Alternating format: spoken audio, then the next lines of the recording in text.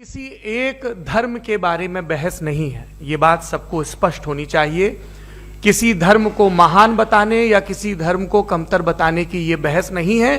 तो यदि कोई इस उम्मीद से देख रहा है या यहां आया है तो मैं आपको आश्वस्त करना चाहता हूं कि आपको नाउम्मीदी हाथ लगेगी।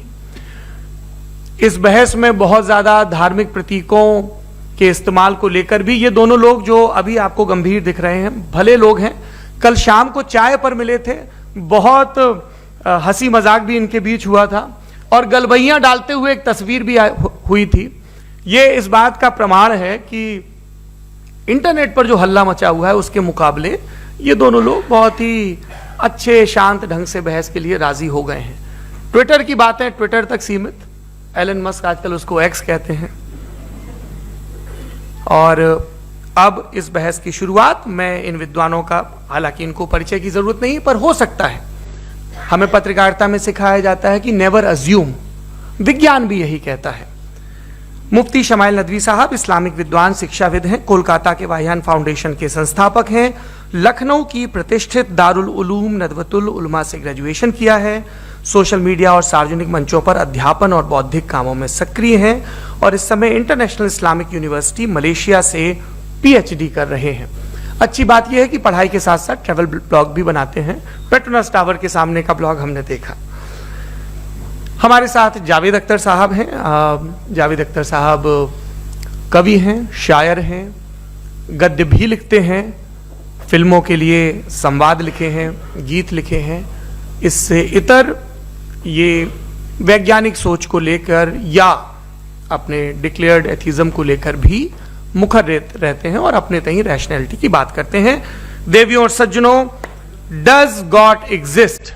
इस सवाल का जवाब सब अपने अपने तहीं खोजने की कोशिश कर रहे हैं। कोई इसको गॉड डैम पार्टिकल की खोज बताता है, कोई गॉड पार्टिकल की खोज बताता है, कोई हिग्स बोसान की खोज बताता है, कोई ये सवाल जवाब तलाशने की कोशिश करता है कि मास एग्जिस्टेंस में आखिर आया कैसे, हुआ क्या था, सृष्टि के पहले, समय के पहले क्या था।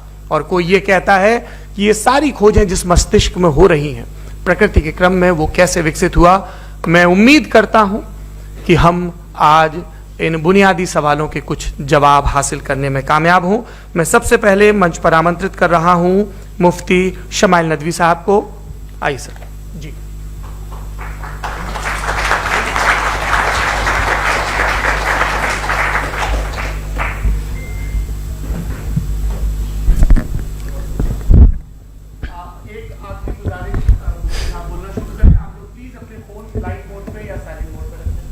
एक बार चेक कर ले, कई बार बेध्यानी हो जाती है।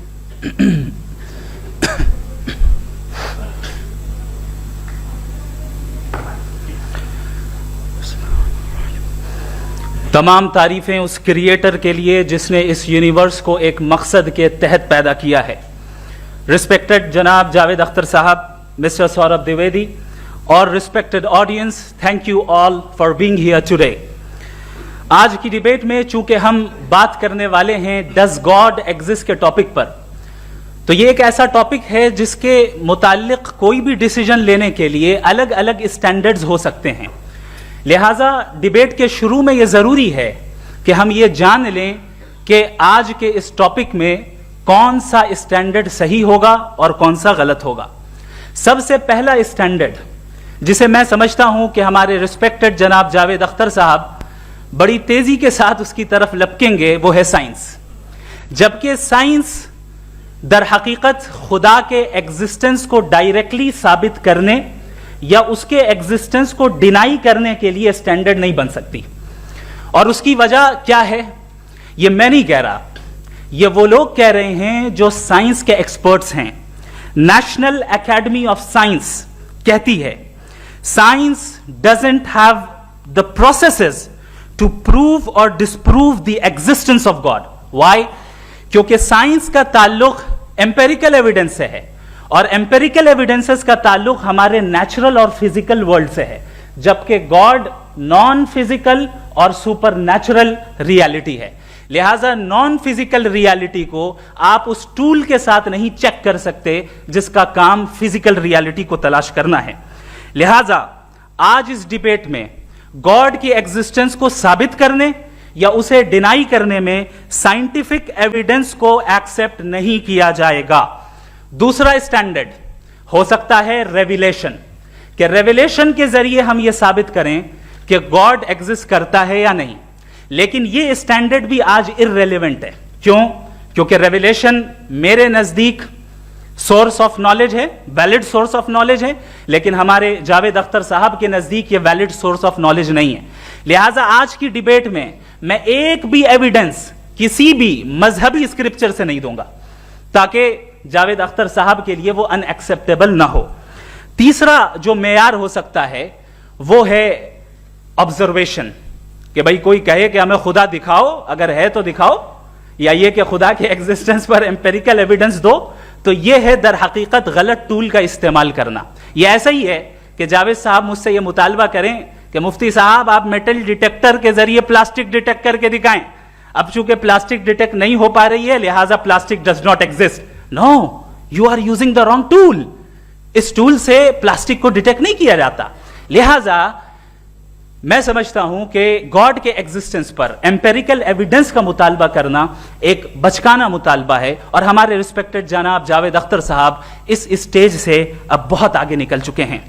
अब बचता है एक ही स्टैंडर्ड, और वो स्टैंडर्ड है अक्ल, लॉजिक, रीजनिंग। और यही वो स्टैंडर्ड है जिसके तहत गॉड की एग्जिस्टेंस को साबित किया जाएगा या गॉड की एग्जिस्टेंस को डिनाई किया जाएगा। लेकिन चूंकि ये बहुत इंपॉर्टेंट और सेंसिटिव टॉपिक है, इसलिए लॉजिकल आर्ग्यूमेंट भी ऐसा होना चाहिए जो डेफिनेटिव हो, इनडेफिनेटिव ना हो, जो 2 और 2 4 की तरह बिल्कुल वाजे हो, जिसे लॉजिकली रिजेक्ट करना पॉसिबल नहीं हो। फॉर एग्जाम्पल हम कहें हमारे रिस्पेक्टेड मिस्टर सौरभ साहब, ये एक इंसान है और तमाम इंसान कॉन्शियस बीइंग है, लिहाजा नतीजा क्या निकला, हमारे सौरभ साहब भी कॉन्शियस बीइंग है। क्या ये इनडेफिनेट आर्ग्यूमेंट है या डेफिनेट आर्ग्यूमेंट है? ये डेफिनेट आर्ग्यूमेंट है। ये 2 और 2 की तरह वाजे है, इसमें किसी तरह जो है लॉजिकली इसको रिजेक्ट नहीं किया जा सकता। तो अगर आज हमारे जावेद अख्तर साहब ऐसी कोई अकली दलील और लॉजिकल एविडेंस दें खुदा के ना होने पर जो डेफिनेट भी हो, तो मैं ये ऐलान करता हूं कि यकीनन मैं उस एविडेंस को कबूल करूंगा और उस पर गौर करूंगा। लेकिन साथ में यह भी ऐलान कर देता हूं प्रेडिक्शन के तौर पर कि ऐसा कोई डेफिनेट आर्ग्यूमेंट कोई नहीं पेश कर सकता। दलील हम देंगे और डेफिनेटिव दलील देंगे, लॉजिकल दलील देंगे, ऐसी दलील देंगे जो एंटायर एथिस्टिक वर्ल्ड उसे रेफ्यूट नहीं कर सकती। चलें अब हम एक एग्जाम्पल सोचते हैं, एक सिनेरियो, सिंपल सिनेरियो, तमाम ऑडियंस से गुजारिश है, हम और आप एक आइसोलेटेड आइलैंड पर हैं, ऐसा आइलैंड जहां पे हमसे पहले कोई कभी नहीं गया। चलते चलते आपके सामने अचानक आपने देखा एक पिंक कलर की बॉल पड़ी हुई है। सबसे पहला सवाल आपके जहन में क्या आएगा कि यह बॉल यहां क्यों आई, कैसे आई, ये पिंक कलर की ही क्यों है, कोई और कलर भी हो सकता था, ये इसी शेप में क्यों है, कोई और शेप भी हो सकता था। नेचुरली आप इस तरफ पहुंचेंगे कि कोई ना कोई है जिसने इन स्पेसिफिक प्रॉपर्टीज के साथ इस बॉल को बनाया है और यहां पे रखा है। चूंकि आप जानते हैं कि ये जो बॉल है इसका एग्जिस्ट करना जरूरी नहीं है, ये एग्जिस्ट कर भी सकती थी, नहीं भी कर सकती थी, और एग्जिस्ट करना ही था तो किसी और फॉर्म में करती, किसी और कलर में करती। अब आप इस बॉल को एक्सपैंड करते चले जाएं, एक्सपैंड करते चले जाएं, एक्सपैंड करते चले जाएं, यहां तक कि ये बॉल यूनिवर्स के साइज की हो जाए। बताइए कि क्या साइज के बढ़ जाने से सवाल बदल जाएगा? हरगिज नहीं बदलेगा। अभी भी सवाल रहेगा, ये यूनिवर्स कहां से आया, इन स्पेसिफिक प्रॉपर्टीज के साथ कहां से आया, क्यों आया, किसने बनाया, यह सवाल उस वक्त भी वैलिड रहेगा। लेकिन यह सवाल अगर हम जनाब जावेद अख्तर साहब से करें तो चूंकि इनका वर्ल्ड व्यू एथिस्टिक है, और सिर्फ इनका नहीं, मतलब जितने भी एथिस्ट हैं और एथिस्टिक वर्ल्ड व्यू को रखने वाले से अगर आप ये सवाल करें कि ये यूनिवर्स कहां से आया, तो इनका जवाब या तो आर्ग्यूमेंट फ्रॉम इग्नोरेंस होगा या डॉगमेटिक होगा। या तो ये कहेंगे कि मुझे नहीं पता कि ये कहां से आया, लिहाजा गॉड डज नॉट एग्जिस्ट, ये आर्ग्यूमेंट फ्रॉम इग्नोरेंस है, या ये कहेंगे कि ये यूनिवर्स खुद ब खुद बन गया। इसका मतलब यह है कि उस बॉल को भी खुद ब खुद बन जाना चाहिए, लेकिन बॉल के ताल्लुक से ये एक्सप्लेनेशन एक्सेप्ट नहीं की जाएगी कि ये खुद ब खुद बन गई, लेकिन यूनिवर्स के ताल्लुक से कर दिया जाएगा। इसे हम दूसरे अल्फाज में डॉगमा भी कह सकते हैं। दूसरी चीज, हमारे जावेद अख्तर साहब जरूर गॉड ऑफ गैप्स की मिसाल भी जरूर देंगे और मिसाल देंगे कि पहले जमाने में बिजलियां कड़कती थी तो लोगों ने किसी एक खुदा की तरफ और बारिश होती थी तो दूसरे खुदा की तरफ मंसूब कर दिया, उनके पास दलील नहीं थी। यह हमारा वर्ल्ड व्यू है ही नहीं, यह हमारा वर्ल्ड व्यू है ही नहीं, क्योंकि नेचुरल फेनोमेना के प्रोसेस की इंटरप्रिटेशन को जान लेने से यह कहां से साबित हो गया कि गॉड एग्जिस्ट नहीं करता है। इस पर मैं इंशाअल्लाह अभी आगे बात करूंगा। आप हजरात ये भी देखेंगे और मैं ये एक्सपेक्ट करता हूं कि हमारे रिस्पेक्टेड जनाब जावेद अख्तर साहब जरूर इमोशनल आर्ग्यूमेंट्स भी देंगे, जो कि एक लॉजिकल फेलेसी है जब बात आती है ट्रुथ को डिसाइड करने में। क्यों? मिसाल के तौर पर वो कहेंगे कि अगर गॉड है तो इविल क्यों एग्जिस्ट करता है, जबकि मैं कहता हूं इविल का एग्जिस्ट करना गॉड के एग्जिस्ट करने की दलील है, उसके खिलाफ नहीं है। चूंकि अगर गॉड है तो हम सब उसके सामने अकाउंटेबल हैं, और अगर हम अकाउंटेबल हैं तो अकाउंटेबिलिटी के लिए इविल का मौजूद होना जरूरी है, उसके बगैर हम अकाउंटेबल नहीं हो सकते। और अगर हम अकाउंटेबल नहीं हैं तो हम जनाब जावेद अख्तर साहब से पूछेंगे कि आप बताएं कि फिर सफरिंग इस दुनिया में क्यों है? अगर खुदा नहीं है तो सफरिंग क्यों है? और उन लोगों के जज्बे का क्या जिनके अंदर सफरिंग के बाद इंतकाम लेने का जज्बा पाया जाता है और वो इस दुनिया से ऐसे ही चले गए, क्या उनकी सारी तकलीफें बेकार चली जाएंगी?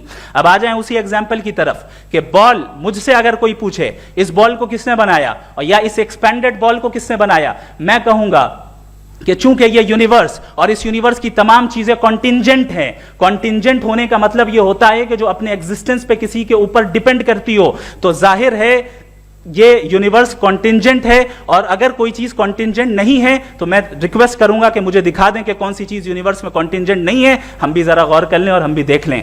और जब कॉन्टिंजेंट चीजें मौजूद हैं तो फिलोसोफर्स की इस्तिलाह के मुताबिक, हम उस टर्मिनोलॉजी के मुताबिक हम उस जगह तक पहुंचते हैं और उस हस्ती तक पहुंचते हैं जिसे नेसेसरी बीइंग कहा जाता है, कि ये वो नेसेसरी बीइंग है जिसका मौजूद ना होना नामुमकिन हो। क्योंकि अगर ये मौजूद ना हो तो सारी चीजें एग्जिस्टेंस में आएंगी ही नहीं, और ये सारी कॉन्टिंजेंट चीजें उसी के ऊपर डिपेंड करती हैं। अब अगर आप ये सवाल करते हैं कि फिर उस हस्ती को किसने बनाया, फिर उसका कॉज क्या है, फिर उसका कॉज क्या है, फिर उसका कॉज क्या है, और एंडलेसली चले जाएं, इसे हम कहते हैं इन्फिनिट रिग्रेस ऑफ कॉजेस, जो कि लॉजिकल फेलेसी है। कॉन्सेप्चुअली इंफिनिटी पॉसिबल है। मिसाल के तौर पे न्यूमेरिकल्स 1 2 3 गिनते चले जाएं, इन्फिनिट नंबर्स हैं। मैं कॉन्सेप्चुअली बात नहीं कर रहा, प्रैक्टिकली रियलिटी में साबित करके दिखाएं कि infinite regress of causes possible हैं या नहीं। अगर पॉसिबल हैं तो हम मान लेंगे, मिसाल दे दें, और पॉसिबल नहीं है तो एक ही ऑप्शन बचता है जिसे हम कहते हैं नेसेसरी बीइंग। ऐसी नेसेसरी बीइंग जो इंडिपेंडेंट है, क्योंकि अगर वो डिपेंडेंट हुई तो वो नेसेसरी नहीं रहेगी। ऐसी इंडिपेंडेंट बीइंग जो इटर्नल है, अगर वो इटर्नल नहीं होगी, उसकी बिगिनिंग होगी तो वो खुद कॉन्टिंजेंट है। ऐसी बीइंग जो पावरफुल है, क्योंकि कॉन्टिंजेंट को एक्चुअलाइज करने के लिए पावर चाहिए। ऐसी बीइंग जो इंटेलिजेंट है और नॉलेजेबल है, क्योंकि ये यूनिवर्स स्पेसिफिक फॉर्म और स्पेसिफिक लॉज ऑफ नेचर के तहत प्रिसाइजली चल रहा है। Thank you. थैंक यू मुफ्ती साहब। मैं इन दलीलों के बाद जावेद अख्तर साहब से गुजारिश करूंगा, आप बैठ के बोलना चाहेंगे या वहां? जी।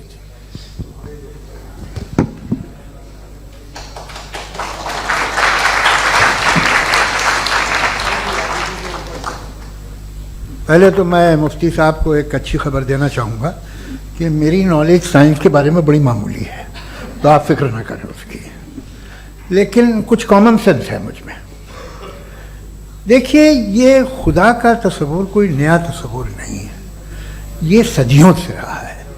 ये कुछ रिलीजन 3000 साल पुराने होंगे, 4000 साल पुराने होंगे, लेकिन इंसान कोई 10,000 12,000 साल से एग्जिस्ट करता है होमोसेपियन की शक्ल में, और हमेशा कुछ ना कुछ मजहब रहे। ये मजहब जाहिलों के नहीं थे, ये मजहब एक ऐसी ग्रीक सोसाइटी के थे जहाँ बड़े बड़े फिलोसफर्स पैदा हुए।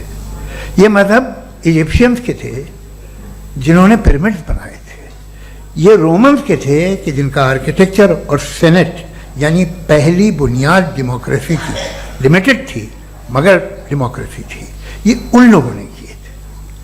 तो इनका जो जुपिटर था, रा था, ज़्यूस था, उन्हें उस पर इतना ही एतमाद था जितना आज किसी मजहबी आदमी को अपने खुदा पे होगा। क्रिश्चियनिटी आने से पहले यूरोप में एक मजहब था, जर्मेनिक रिलीजन। उसका एक खुदा था, उसकी एक बीवी थी, उसके 2 बेटे थे, एक बेटी थी। फिर जर्मनी में जब यूरोप में क्रिश्चियनिटी आई तो वो खुदा, उसकी बीवी और पूरे ख़ानदान चला गया। तो हमने, अगर हम हिस्ट्री देखें तो खुदा जो है वो ज़्यादातर फ़ानी है, वो हमेशा रहे नहीं। और वो जो लोग इन्हें मानते थे उनको आप कहें वो तो जाहिल थे, उन्हें तो कुछ पता ही नहीं था। ऐसा नहीं है, वो अपने वक्त में बड़े काबिल लोग थे और अपने वक्त में उन्होंने बड़े बड़े काम किए हैं। फिलोसफर्स थे, साइंटिस्ट थे, लेकिन उनका मजहब कहाँ गया, उनके खुदा कहाँ गए? आज जो खुदा हैं दुनिया में लोग उन्हें मानते हैं। आपको क्या मालूम कि कितने बरसों के बाद क्या होने वाला है? हम यूरोप में देखते हैं तो चर्च खाली हैं। तो वक्त के साथ चीज़ें बदलती हैं। जहाँ तक इसका ताल्लुक है मजहबों का, हर मजहब आपसे एक चीज़ मांगता है, फेथ। ये फेथ क्या चीज़ होती है? What is the difference between faith and belief? ये तो बहुत ही अहमखाना बात होगी कि कोई आदमी कहे साहब अगर खुदा है तो मुझे दिखाइए। ये तो जाहिलाना बात हुई। मैंने तो नॉर्थ पोल नहीं देखा है, मगर मैं मानता हूँ कि नॉर्थ पोल है। मैं क्यों मानता हूँ? इसलिए कि अगर ये दुनिया राउंड है तो उसका कोई टॉप होगा। कुछ लोग हैं जो वहाँ गए भी हैं, कॉमन सेंस कहता है कि ऐसा होगा, सबूत है, गवाह है, रीज़न है। तो ये मेरा फेथ नहीं है। तो फेथ में और बिलीफ में डिफरेंस क्या है? जो मजहब मांगता है आपसे, हर मजहब फेथ मांगता है। फेथ का मतलब ये है कि ना कोई गवाह हो, ना कोई सबूत हो, ना कोई रैशनल हो, ना कोई लॉजिक हो, ना कोई प्रूफ हो, मगर तुम एक बात को मानो। ये है फेथ। वरना बिलीफ होता। अगर इसमें कुछ भी सबूत होते, गवाह होते, तो फिर इसे आप बिलीफ कहते। जैसे मेरा बिलीफ है कि नॉर्थ पोल है, मेरा फेथ थोड़ी है। फेथ इन तमाम शर्तों को रद्द करता है। तो फिर स्टुपिडिटी क्या है? अगर मैं एक बात ऐसी मानूं जिसकी ना कोई लॉजिक है, ना कोई रैशनल है, ना कोई प्रूफ है, ना कोई गवाह है, ना कोई सबूत है, और मैं उसे मानूं, तो ये स्टुपिडिटी हुई। इसे ही भाई कल को मैं यकीन कर लूं कि एलोन मस्क जो है मेरा भाई है, तो मुझे इंतहाई खुशी होगी, सुकून भी बहुत मिलेगा मुझे। लेकिन और कहे भाई क्यों मानते हो, क्या सबूत है? भाई वो तो अमेरिकन है और तुम तो इंडियन हो, वो तो नस्ल लगे, तुम्हें कभी मिले भी नहीं। साहब देखिए मेरा फेथ है, इस पर बात न किया। फेथ का मतलब ही यह है कि आप प्रूव नहीं कर सकते। अगर आप प्रूव कर सकते हो तो फेथ की जरूरत ही नहीं, फिर तो आप बात करेंगे, आप कितनी बहस कर लीजिए। अल्टीमेटली दुनिया का हर मजहब फेथ पे टिका है, और फेथ का मतलब है एक ऐसा यकीन जिसका कोई सबूत, कोई गवाह, कोई रैशनल नहीं। अब आप ये कहें, क्या आप ये क्यों कह रहे हैं कि साहब ये कायनात किसने बनाई? कमाल ये है कि आपने बताया कि एक आइलैंड पे गए और एक बॉल देखी। आपने ये नहीं कहा कि आइलैंड किसने बनाया, आपको सिर्फ बॉल पे हैरत हुई। हमने आइलैंड पे हमने हैरत नहीं की, होते हैं आइलैंड। इसी तरह ये आइलैंड है, सितारे, ये गैलेक्सीज, ये सब आइलैंड हैं, खला में। हम उन्हें टेकन फॉर ग्रांटेड लेते हैं, हम पूछते नहीं किसने बनाए। आपने जजीरे के बारे में भी नहीं पूछा है। मेरी पैदाइश कैसे हुई? क्या मैं प्लान पैदा हुआ था? I was plan to be born, या एक लकी स्पर्म था जो किसी एग से चिपक गया?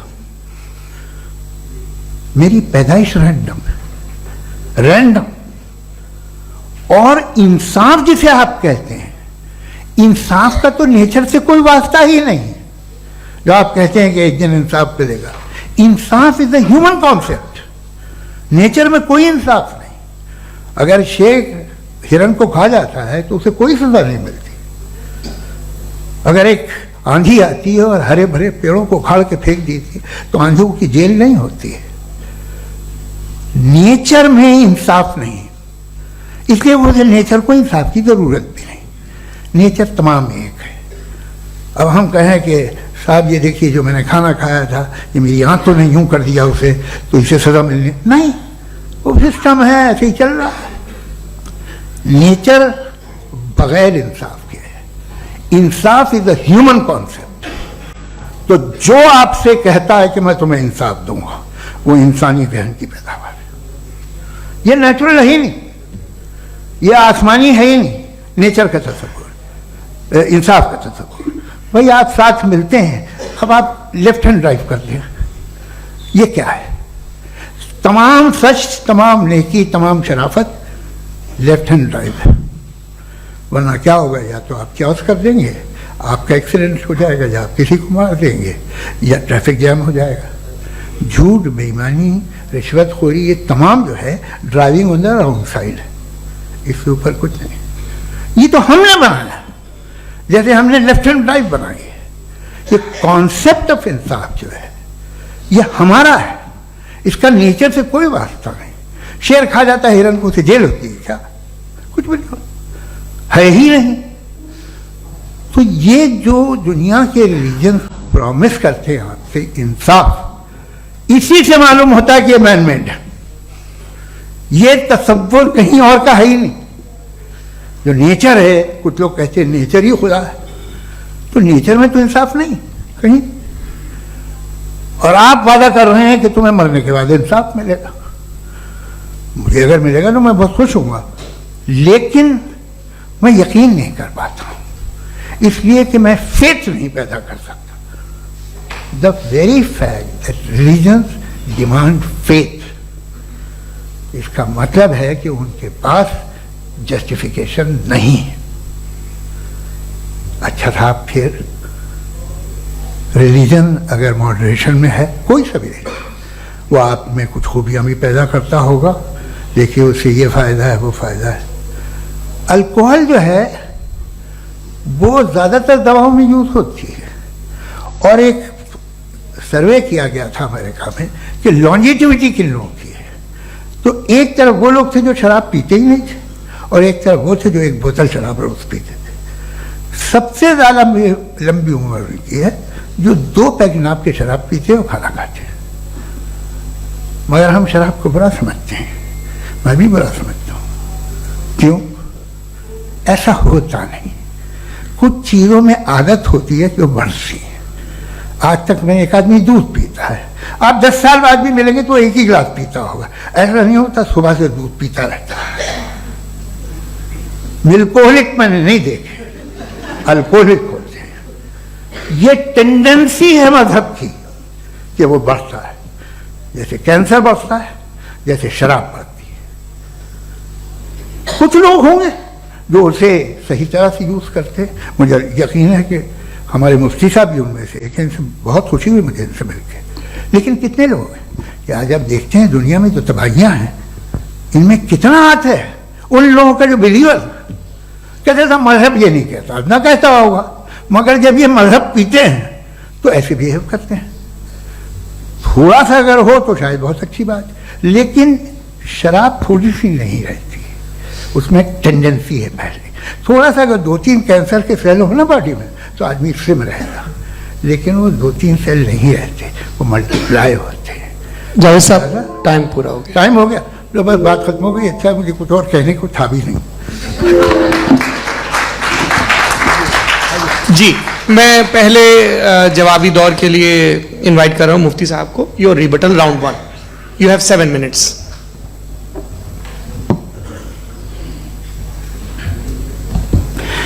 Thank you very much Javed साहब। आपकी बात को सुनकर बड़े महजूज हुए हम लोग। महजूज, डू यू अंडरस्टैंड?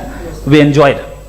ओके, अब थोड़ा सा लॉजिकली उसको हम लोग देखते हैं। दरअसल हम लोगों ने कल गुजारिश की थी मुफ्ती साहब से भी, जावेद साहब से भी, कि हिंदुस्तानी जबान आम फहम सबको समझ में आ जाए, और जहां कहीं आप मुश्किल शब्द इस्तेमाल करें वहां बताते भी चलें। Thank you. तो सबसे पहले हमारे रिस्पेक्टेड जावेद साहब ने हवाला दिया कि खुदा फानी है। कितने मजहब आगे चले गए, किसी ने जुपिटर को खुदा माना, किसी ने किसी को माना। मैं कहता हूं जिसने कॉन्टिंजेंट चीज को खुदा माना, गलत माना, वो खुदा ही नहीं, वो खुदा ही नहीं है। हम तो नेसेसरी बीइंग को साबित करने बैठे हैं, वो नेसेसरी कॉज जो इटरनल है, जो अबदी भी है और अजली भी है। हम किसी और को साबित करने नहीं बैठे। दूसरी चीज उन्होंने कहा कि फेथ एंड बिलीफ, ये एक ऐसी डेफिनेशन है फेथ की जो इन्होंने पहली मर्तबा पेश की है, या माफ कीजिएगा इन्होंने पहली मर्तबा पेश नहीं की है, रिचर्ड डॉकिंस ने पहली मर्तबा पेश की है। मुझे मालूम है ये सोर्स कहां से है। एपिस्टेमोलॉजिकली फेथ और बिलीफ का फर्क आप इस तरह नहीं कर सकते सर। फेथ सही भी होता है, गलत भी होता है, बिलीफ सही भी होता है, गलत भी होता है। जो लॉजिक, रीजन और एविडेंस से बैक्ड होगा वो फेथ सही होगा। और आप जिस फेथ की बात कर रहे हैं कि इलॉजिकल है और उसके पीछे नहीं है, तो we are on the same page. हम नहीं मानते उस फेथ को, जो फेथ ऐसा हो जिसके पीछे कोई लॉजिक ना हो, एविडेंस ना हो, हम नहीं मानते। हम तो उस फेथ के कायल हैं जिसके पीछे लॉजिक हो और एविडेंस हो। तो बिलीफ सही भी होता है, गलत भी होता है, फेथ भी सही होता है और गलत भी होता है। तो आज फेथ और बिलीफ के डिफरेंस पे बात नहीं हो रही है। आज आप चाहे फेथ एक्सेप्ट कर लें या बिलीफ एक्सेप्ट कर लें, आज ये बात होगी कि ट्रूथ क्या है, चाहे ट्रू बिलीफ सही है या ट्रू फेथ सही है, और फॉल्स फेथ क्या है और फॉल्स बिलीफ क्या है, बात इस पे हो रही। दूसरी चीज इन्होंने पूछा, स्टुपिडिटी फिर क्या है? अगर फेथ, रिलीजन स्टुपिडिटी नहीं है तो और क्या है? चूंकि फेथ का मुतालबा करते हैं तो स्टुपिडिटी क्या है? मैं कहता हूं स्टुपिडिटी एथिज्म है। उसकी वजह यह है कि आप एक सड़क पे जा रहे हो और आप किसी गार्डन में जाएं और देखें वहां लिखा है फूलों के साथ, I love Javed Akhtar, and I really do, I love you sir. So जब आप वहां पर पहुंचे तो वहां पहुंचकर अब ये बताएं, क्या आप ये कहेंगे वाह व्हाट अ नेचुरल सिलेक्शन? ये क्या नेचुरल सिलेक्शन है? नहीं, ये प्रिसाइजली डिजाइंड है, इसके पीछे डिजाइनर है। लिहाजा अगर कोई एक ऐसी कॉमन सेंस की बात को कबूल नहीं कर रहा है कि यूनिवर्स जो इतने प्रिसाइजली काम कर रहा है, हम कहते हैं कि खुद ब खुद बन गई, मैं समझता हूं इससे बड़ी स्टुपिडिटी और कुछ नहीं है। ये इर्रेशनल चीज है। फिर हमारे सर ने कहा कि आपने बॉल पे फोकस किया, आइलैंड पे फोकस नहीं किया। अरे आइलैंड को किसने बनाया यही समझाने के लिए तो बॉल की मिसाल दे रहा हूं। और बॉल भी कॉन्टिंजेंट है, आइलैंड भी कॉन्टिंजेंट है, दोनों नेसेसरी बीइंग का मुतालबा करते हैं।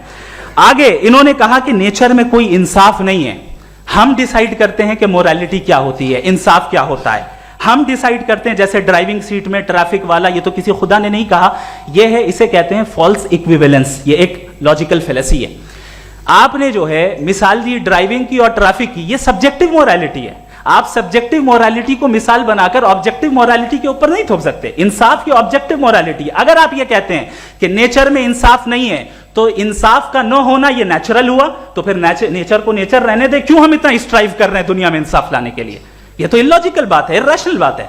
इसलिए बहुत सी चीजें ऐसी हैं जो ऑब्जेक्टिवली जो है इविल या गुड हैं, और बहुत सी चीजें ऐसी हैं जो सब्जेक्टिवली हैं। सब्जेक्टिवली जो मोरल होता है या इमोरल होता है, उसको हम सोशल कंसेंसस से या पर्सनल प्रेफरेंस से डिसाइड करते हैं। लेकिन जो ऑब्जेक्टिव मोरालिटी है, जिसमें इंसाफ आया, जो इन्होंने बार बार रिपीट किया, ये ऑब्जेक्टिव है, सब्जेक्टिव नहीं है। अगर आप कहते हैं ये सब्जेक्टिव है, तो मेरा सवाल आपसे ये है, क्या सोशल कंसेंसस के जरिए अगर जुल्म को सही करार दे दिया जाएगा तो आप जुल्म को जस्टिफाई करेंगे? दूसरी चीज इन्होंने यह कहा कि 2 पैक शराब पी लें तो वो उतने पे नहीं रहता, बढ़ जाता है। यही मामला मजहब के साथ है। 2 पैक आप पी लें, बढ़ेगा। तो ये एक ऐसी मिसाल है, इसको कहीं भी फिट कर लें कि आप एथिज्म पे जब फिट करें, जब आप 2 पैक एथिज्म का लेंगे ना, तो वो बढ़ बढ़ के नॉर्थ कोरिया बनेगा। Thank you.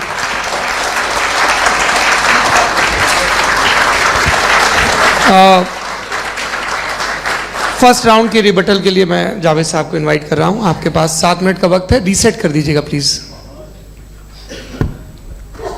मुझे इस बात की खुशी है कि मुफ्ती साहब ने भी मान लिया कि नेचर में कोई इंसाफ नहीं है। तो कोई भी चीज़ जो इंसान ने नहीं बनाई है उसमें इंसाफ नहीं होता है। एक बात मैं आपसे अर्ज करूँ, जरा पता लगा लीजिएगा, ये जो आप बाग में जाते हैं बेहद खूबसूरत फूल देखते हैं ना, इनमें से कोई नेचुरल नहीं है। ये सारे फूल क्रॉस करके बनाए गए हैं। जो जंगल में फूल होते हैं नहायत मामूली होते हैं, ये फूल इंसानों ने बनाए हैं।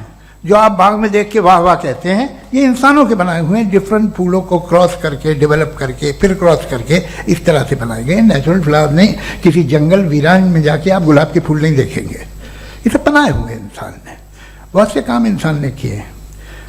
बाकी है कि आपने मेरी एक बात का जवाब नहीं दिया, जिससे मुझे शिकायत है कि फेथ क्या है और आप फेथ मांगते क्यों हैं मुझसे? आप तो लॉजिकल हैं, आपके पास तो सारे रैशनल्स हैं, आपके पास सारे सबूत हैं, तो आपको फेथ की डिमांड क्यों करते हैं कि भाई तुम सरेंडर कर दो और सवाल मत करो? कोई मजहब सारे सवाल करने की इजाजत नहीं देता है और मना करता है कि ज्यादा सवाल ना करो, बह जाओगे तुम। आप क्यों रोकते हैं? हकीकत यह है कि इंसानी तारीख क्या है। इंसानी तारीख यह है कि दुनिया में दो तरह के लोग हुए हैं। एक वो जिन्होंने अपनी लाइल्मी की परस्तिश की है, दूसरे वो जिन्होंने अपनी इग्नोरेंस या लाइल्मी से झगड़ा किया है और मालूम किया है कि क्या है। ये जो आप कह रहे हैं, आज आप हैरान हैं कि भाई ये यूनिवर्स कैसे बनी। लोग हैरान थे कि सूरज डूबता है तो इधर से कैसे निकलता, और आप एक कदम जाके हमेशा का मानने को तैयार है, एक कदम पीछे ही मान जाइए। भाई आप इसके बाद जाते हो, कहते सवाल ना करना कि ये कहां से आया, ये पावर तो हमेशा से हमेशा रहेगी। तो आप यूनिवर्स के बारे में मानने में क्या तकलीफ है? एक कदम पहले रुक जाइए, ये हमेशा से थी या नहीं थी हमें मालूम नहीं है। और ये कहना कि हमें मालूम नहीं है, कमाल ये है कि दुनिया के सारे मजहब सब जानते हैं ये दुनिया कैसे बनी थी, कैसे मिटेगी, मरने के बाद क्या होगा, इनको सब इल्म है। इनको किसी को डायनासोर होते थे पहले ये नहीं पता था, किसी को नहीं पता।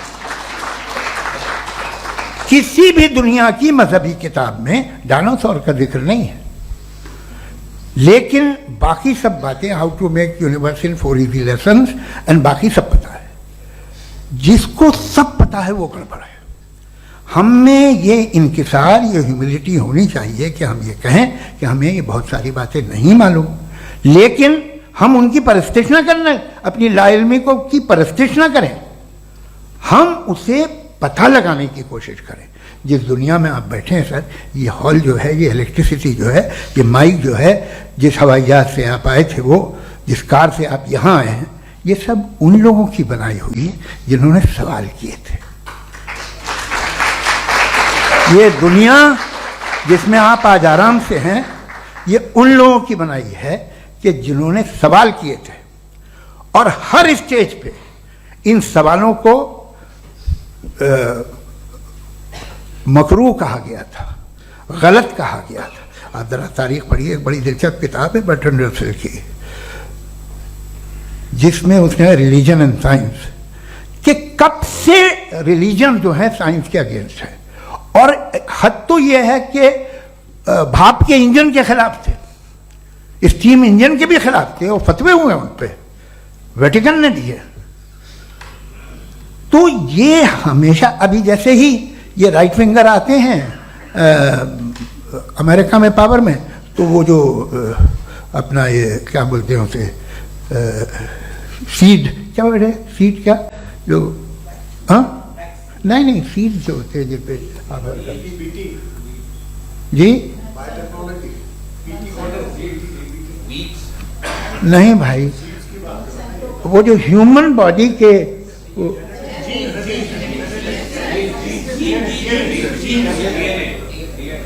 उस पर रिसर्च बंद हो जाती है, रिपब्लिकन नहीं करने देते। अरे भाई इतना डर क्या है तुम्हें?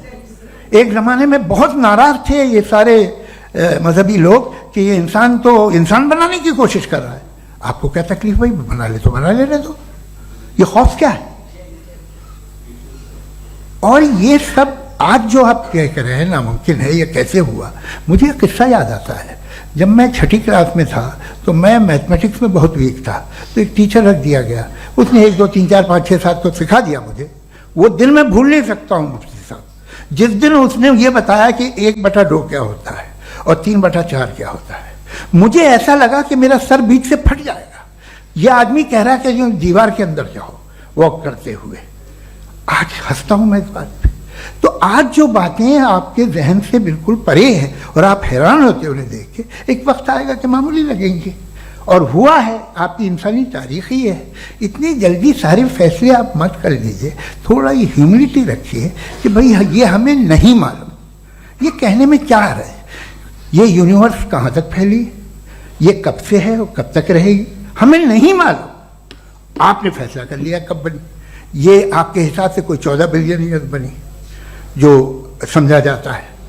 उससे पहले हजारों करोड़ों अरबों साल तक खुदा बैठा क्या कर रहा था? खामोश बैठा था ऐसे ही, जमाइया ले रहा था।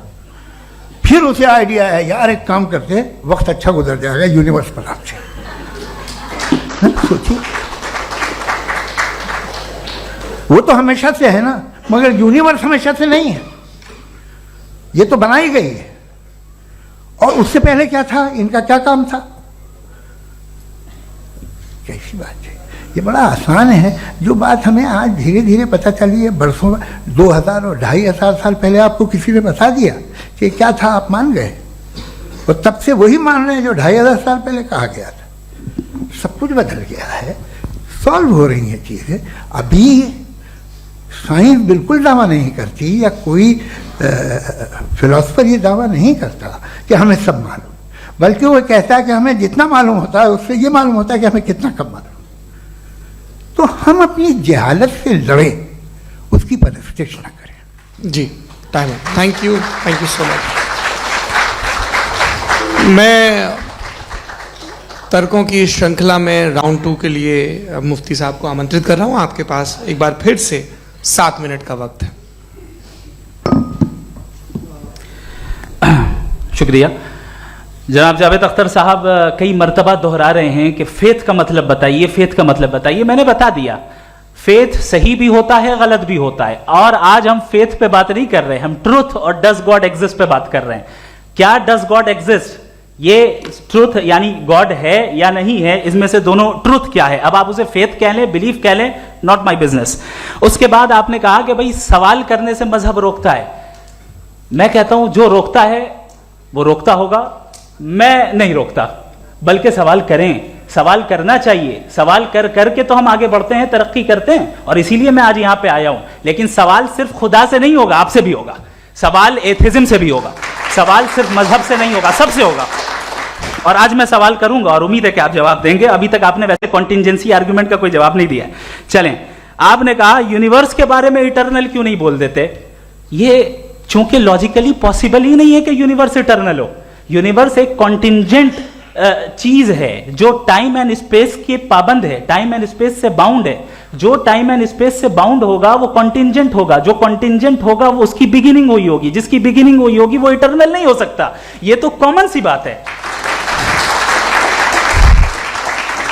आपने कहा कि किसी मजहबी किताब में डायनासोर का जिक्र नहीं है। अफसोस कि आज तक किसी मैथमेटिक्स के किताब में मुझे डायनासोर का जिक्र नहीं मिला।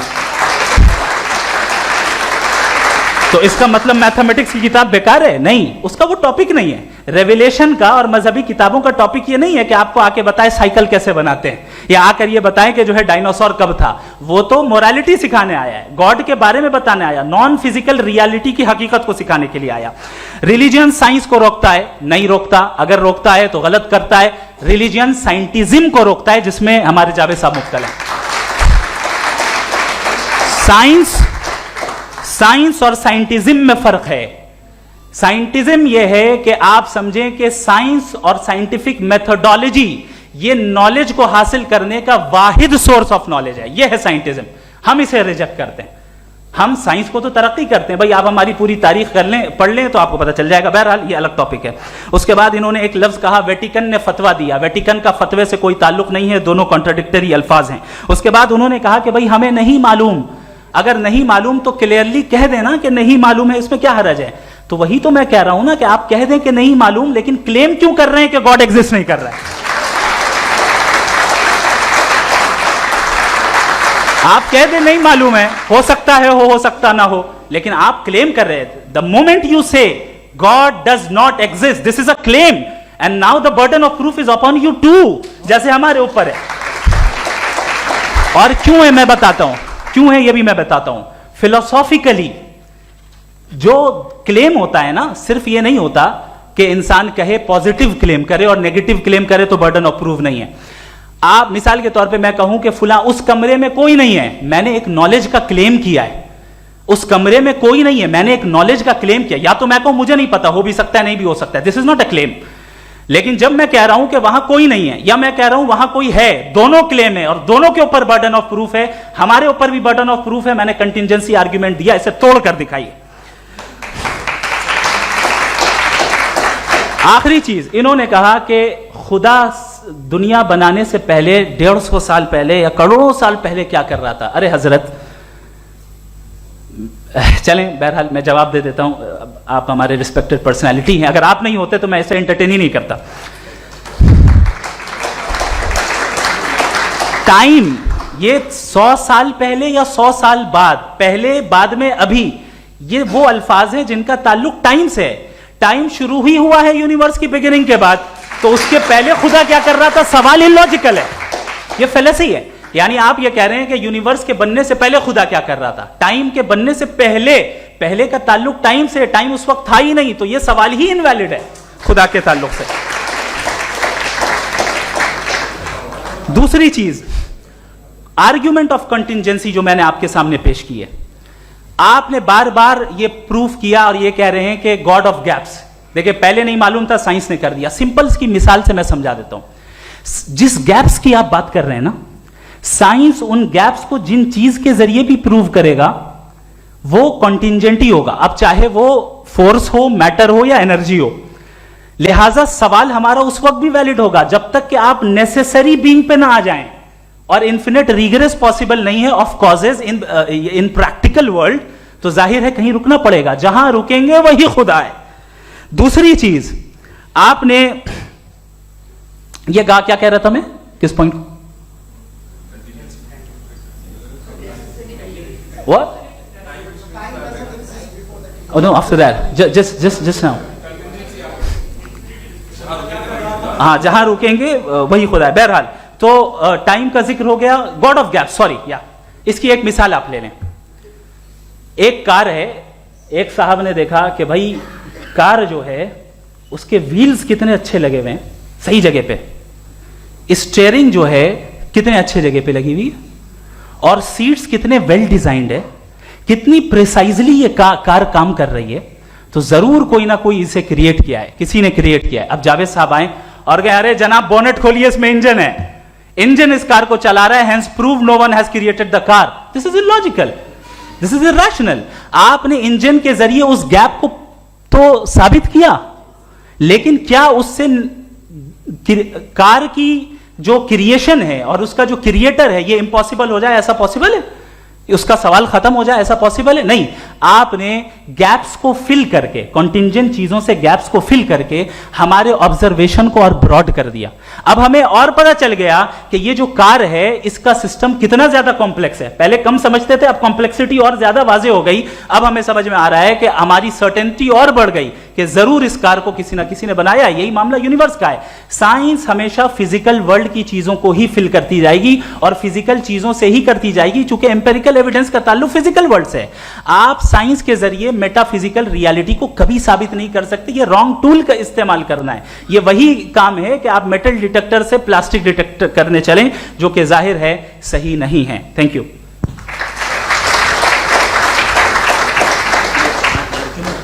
जी, ये आर्ग्यूमेंट का राउंड 2 है। हाँ। 7 मिनट है। पहले तो मैं आपसे अर्ज करूं कि आपने कहा कि जब कायनात ही नहीं थी तो वक्त भी नहीं था, कुछ भी नहीं था। कैसे नहीं था? खुदा था, एक एग्जिस्टेंस तो था ना खुदा का। तो जब खुदा था तो वक्त भी होगा। ऐसा नहीं है कि कुछ भी नहीं था, खुदा था। अच्छा, बाकी एक आपने कहा साहब आप साबित कीजिए, आपके पास भी लॉजिक है या मेरे पास भी लॉजिक है। आप मेरा जिम्मेदारी नहीं है साबित करना कि खुदा है। बर्टन रसल ने बड़ी अच्छी बात कही। बर्टन रसल ने बड़ी अच्छी बात कही। मैं आपसे अगर ये दावा करूं कि एक चाय की केतली मरीख के चारों तरफ घूम रही है, मार्स के चारों तरफ, तो ये आपका काम नहीं है कि आप साबित करें कि कोई चाय की केतली नहीं है। ये मेरा काम है, मैंने दावा किया है। ये दावा तो मजहबी लोग करते हैं कि खुदा है। मैं क्यों साबित करूं कि नहीं है? जब तक आप मुझे कन्विंस नहीं कर देंगे मैं नहीं मानूंगा। आपकी जिम्मेदारी है, मेरी जिम्मेदारी नहीं है।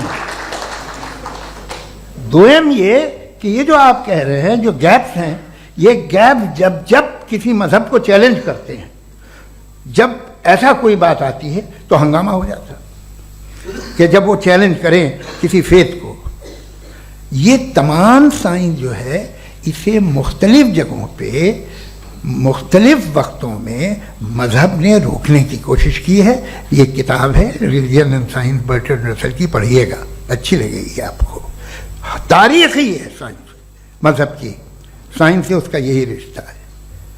अच्छा, अब ये हम सोचें कि बहरहाल ये वजूद जो है मजहब और ये बिलीव इन गॉड इंसान को बेहतर बना देता है, तो एक काम कीजिए, हिंदुस्तान वर्ल्ड का नक्शा लीजिए और मार्क कीजिए कि रिलीजन कहाँ कहाँ ज़्यादा है, कहाँ कहाँ, चाहे वो लैटिन अमेरिका हो या मिडल ईस्ट हो या फार ईस्ट हो या हिंदुस्तान के वो इलाके जहाँ मजहबियत ज़्यादा है।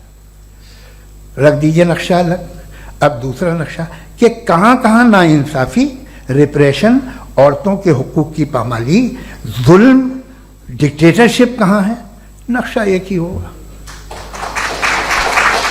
तो आप मुझे बताएं कि जो इसका तरकीब इस्तेमाल क्या है, खुदा का तरकीब इस्तेमाल तो बताइए। आप छोटी सी दवा सड़क पे बेचते हैं, उसकी भी तरकीब इस्तेमाल बताते हैं।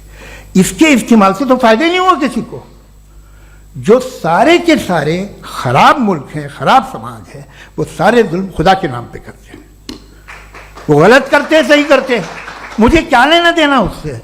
इस्तेमाल से मालूम होता ना। एक विस्की की बोतल कभी शायद देखी हो आपने, लाल रंग की होती है, उस पर रोशनी वोशनी पड़े, इंतहाई खूबसूरत लगती है, क्या बिगाड़ रही है किसी का। उसका इस्तेमाल गलत है, इसलिए आप उसे नापसंद करते हैं। इसका इस्तेमाल गलत है, इस तसव्वुर का इस्तेमाल ही गलत है और हमेशा से गलत हुआ है। आप देख लीजिए, इंसानी तारीख देख लीजिए, आज देख लीजिए, हिंदुस्तान देखिए, दुनिया देख लीजिए क्या हो रहा है। इसे कैसे इस्तेमाल कर रहे हैं। फेथ वाले लोग क्या फेयर हैं, जस्ट हैं, जो अपने खुदाओं पे यकीन रखते हैं, वो किस तरह के लोग हैं। वो लोगों को इंसाफ देते हैं, वो बेहतर इंसान बने। तो इस दवा का फ़ायदा क्या है। चलो बहुत फ़ायदा हो रहा तो मैं इस्तेमाल कर लूँगा, मैं मुझे तो इस दवा का कोई फ़ायदा दिखता ही नहीं। मुझे तो ऐसा लगता, मैं एक और बात बताऊँ, अगर कोई आदमी मजहबी है और अच्छा आदमी है तो मैं उसकी बहुत इज्जत करता हूँ, इसलिए कि मेरा ख्याल है मजहबी आदमी का अच्छा होना मुझसे अच्छा होने से ज़्यादा मुश्किल है। भाई हर चीज़ की एक लिमिट है। आप इतना भाग सकते हैं, इतना नहीं भाग सकते, इतना वजन उठा सकते, इतना नहीं उठा सकते, इतना दूर देख सकते हैं, इतना दूर नहीं देख सकते। उसी तरह कॉमन सेंस कहता है कि आप में नेकी का भी एक कोटा होगा। अब आप अगर सुबह जाते हैं अपनी इबादत गाह और इबादत करते हैं तो बाहर निकलते हैं तो आप तो यही महसूस करते हैं कि आपने एक बहुत अच्छा काम किया, आपकी नेकी का एक बहुत बड़ा कोटा खर्च हो गया जिससे किसी का कोई फ़ायदा नहीं। मैं तो नहीं जाता हूँ तो मुझे तो किसी को खाना खिलाना पड़ेगा, किसी बेवा की मदद करनी पड़ेगी। मैं अपना कोटा कैसे कंज्यूम करूं। आप अपना कोटा, सारे मजहबी लोग इंतहाई यूजलेस कामों में यूज करते हैं। उसके बाद भी अगर आप में बच्ची है थोड़ी सी शराफत, तो भाई वाह क्या बात है।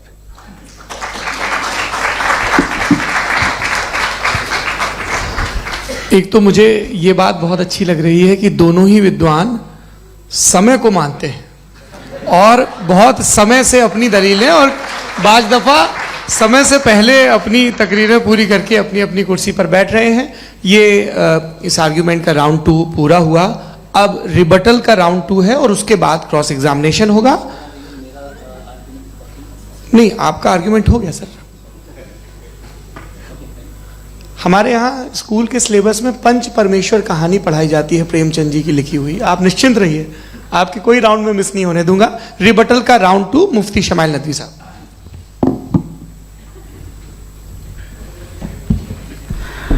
असल में जो हकीकी प्रॉब्लम है, असल प्रॉब्लम है वो ये है कि जावेद साहब के पास कॉन्सेप्ट ऑफ गॉड क्लियर नहीं है। इन्होंने कहा कि कायनात से पहले खुदा तो था, तब भी तो टाइम होगा। ये टाइम कायनात का हिस्सा है। हम खुदा, उस खुदा को मानते हैं नेसेसरी बीइंग का टाइमलेस होना जरूरी है, चूंकि वो टाइम का क्रिएटर है। जब उसने टाइम को क्रिएट किया तो वो खुद टाइम पे कैसे होगा। उसने जब स्पेस को क्रिएट किया तो खुद स्पेस में कैसे होगा। अगर वो टाइम एंड स्पेस को पहले से ही उसका पाबंद है तो फिर किस चीज को उसने क्रिएट किया। लिहाजा ये सवाल गलत है कि खुदा था तो टाइम होगा, बिल्कुल नहीं। टाइम के पाबंद हम है, खुदा नहीं है। हम फिजिकल वर्ल्ड से ताल्लुक रखते हैं, वो मेटाफिजिकल रियलिटी है। दूसरी चीज इन्होंने मिसाल दी कि चाय की केतली हवा में घूम रही होगी, और पता नहीं शायद वो बर्टन रसल का उन्होंने हवाला दिया। बहरहाल यही प्रॉब्लम है। प्रॉब्लम यही है कि हम चीजों के दरमियान डिफरेंशिएट नहीं कर पाते हैं। ये जो आपने मिसाल दी ये इमेजिनेशन है, और मैं जो साबित कर रहा हूं वो लॉजिकल नेसेसिटी है। आप इमेजिन करने आए तो कुछ भी करें, जुपिटर में पिंक एलिफेंट होगा, यूनिकॉर्न होगा, करें, उससे कायनात पे क्या फर्क पड़ता है। उससे आप लॉजिकल नेसेसिटी साबित नहीं कर सकते। मैं तो उस प्राइम कॉज की बात कर रहा हूं, उस नेसेसरी बीइंग की बात कर रहा हूं जिसके बगैर इस कायनात का एग्जिस्टेंस मुमकिन नहीं है। दूसरी चीज, मजहब को साइंस चैलेंज करती है वगैरह वगैरह, ये हमारा टॉपिक ही नहीं है। मैं इस पे बात करूंगा तो फिर मेरा वक्त चला जाएगा। मजहब के ऊपर चूंकि हमारी डिस्कशन नहीं है, साइंस को मजहब और बिलखुसूस मैं और हमारा वर्ल्ड व्यू कम से कम साइंस को पीछे नहीं करता है, साइंटिज्म की मजम्मत करता है। इसकी वजाहत मैंने पहले कर दी। दूसरी चीज इन्होंने कहा वर्ल्ड का नक्शा लीजिए, वर्ल्ड मैप लीजिए, दो अलग अलग जगह की। हजरत, मैंने ये होमवर्क किया था और मैंने मिडिल ईस्ट का एक नक्शा लिया और यूरोप का एक नक्शा लिया, ये मजहबी इलाका और ये लिबरल और एथीस्ट इलाका। मुझे पता चला कि सबसे ज्यादा रेप केसेस जो हैं वहां पर हैं।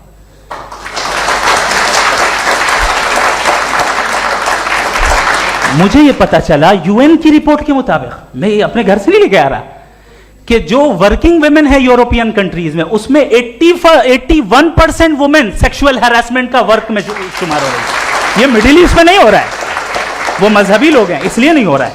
दूसरी चीज, आपने ये कहा कि मजहबी आदमी का अच्छा होना हमारे अच्छे होने से बहुत मुश्किल है, बहुत मुश्किल है। तो इसका मतलब यह है कि गॉड के अलावा आपके पास अच्छे और बुरे का कोई स्टैंडर्ड है।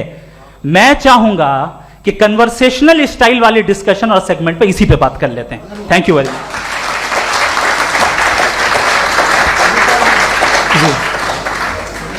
ये रिबटल का राउंड 2 है, आपके पास 5 मिनट का वक्त है और इसके बाद क्रॉस एग्जामिनेशन शुरू करेंगे। आप चाहें तो जो इन्होंने सवाल पूछे उनके जवाब आप रिबटल में भी दे सकते हैं। जी जी, देखिए पहले तो ये बात कि ये मिसाल गलत नहीं है, गलत है।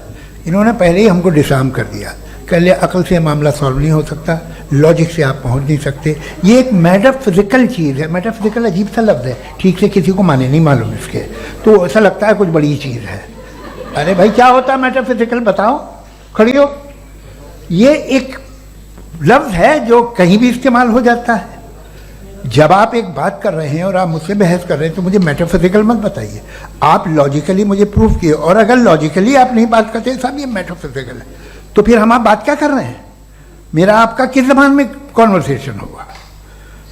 और ये कहना कि वक्त पहले नहीं था, तो फिर क्यों कहते हैं ये हमेशा से और हमेशा रहेगा? हमेशा वक्त है, तो आप कैसे कहते हैं वो हमेशा से है और हमेशा रहेगा? हमेशा का मतलब है कोई वक्त, अगर वक्त ही नहीं है तो हमेशा कैसे? बाहर वो रहेगा। अब मैं ये देखता हूं, आपने कहा ना कि वहां रेप ज्यादा होते हैं, तो हम एक बात देखते हैं कि ये दुनिया जिस पे वो कादर मुतलक है, जिसकी मर्जी के बगैर पत्ता भी नहीं हिलता, ओमनीपोटेंट है, ये दुनिया चल कैसे रही है? और इस दुनिया का हाल क्या है? 45,000 बच्चे जो 10 साल की उम्र से कम थे वो गाजा में मरे। भूख से काला हांडी में बच्चे मरते हैं और डिप्थेरिया से मरते हैं।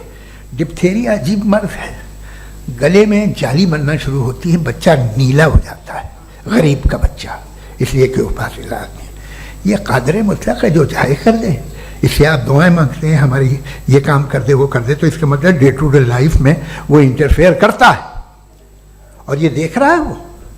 अगर वो वाकई भी है फॉर डिस्कशन सेक, तो मैं जब दुनिया देखता हूं तो मेरे दिल में उसके लिए कोई इज्जत नहीं पैदा होती।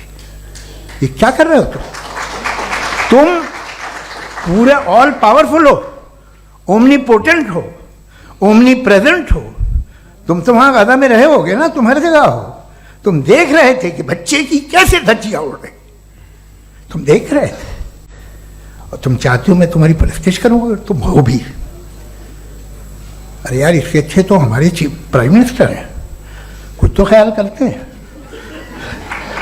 कमाल है, आप किसकी इबादत कर रहे हैं? अगर वो है भी, ये दुनिया नाइंसाफी से, जुल्म से, जबर से, तशद्दुद से भरी हुई। और आप ये मत कहिएगा कि वो देख रहा है और वो बताएगा एक दिन।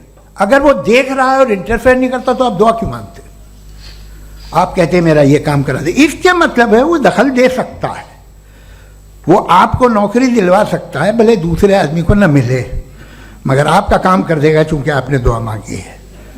तो जब वो आपको नौकरी दिला सकता है, लड़की की शादी कर सकता है, बेटे को ग्रीन कार्ड दिलवा सकता है, तो कम से कम ये जो मर रहे हैं बच्चे, इनको रोक दे, कुछ तो करे। मुझे तो दुनिया में, इस दुनिया का कोई मालिक है, इसका ओमनीपोटेंट कोई रूलर है, और ये दुनिया ऐसी चल रही है। मैं तो चाहूंगा कि भाई ना हो, अगर हो तो बड़ी शर्मिंदगी की बात है। शुक्रिया।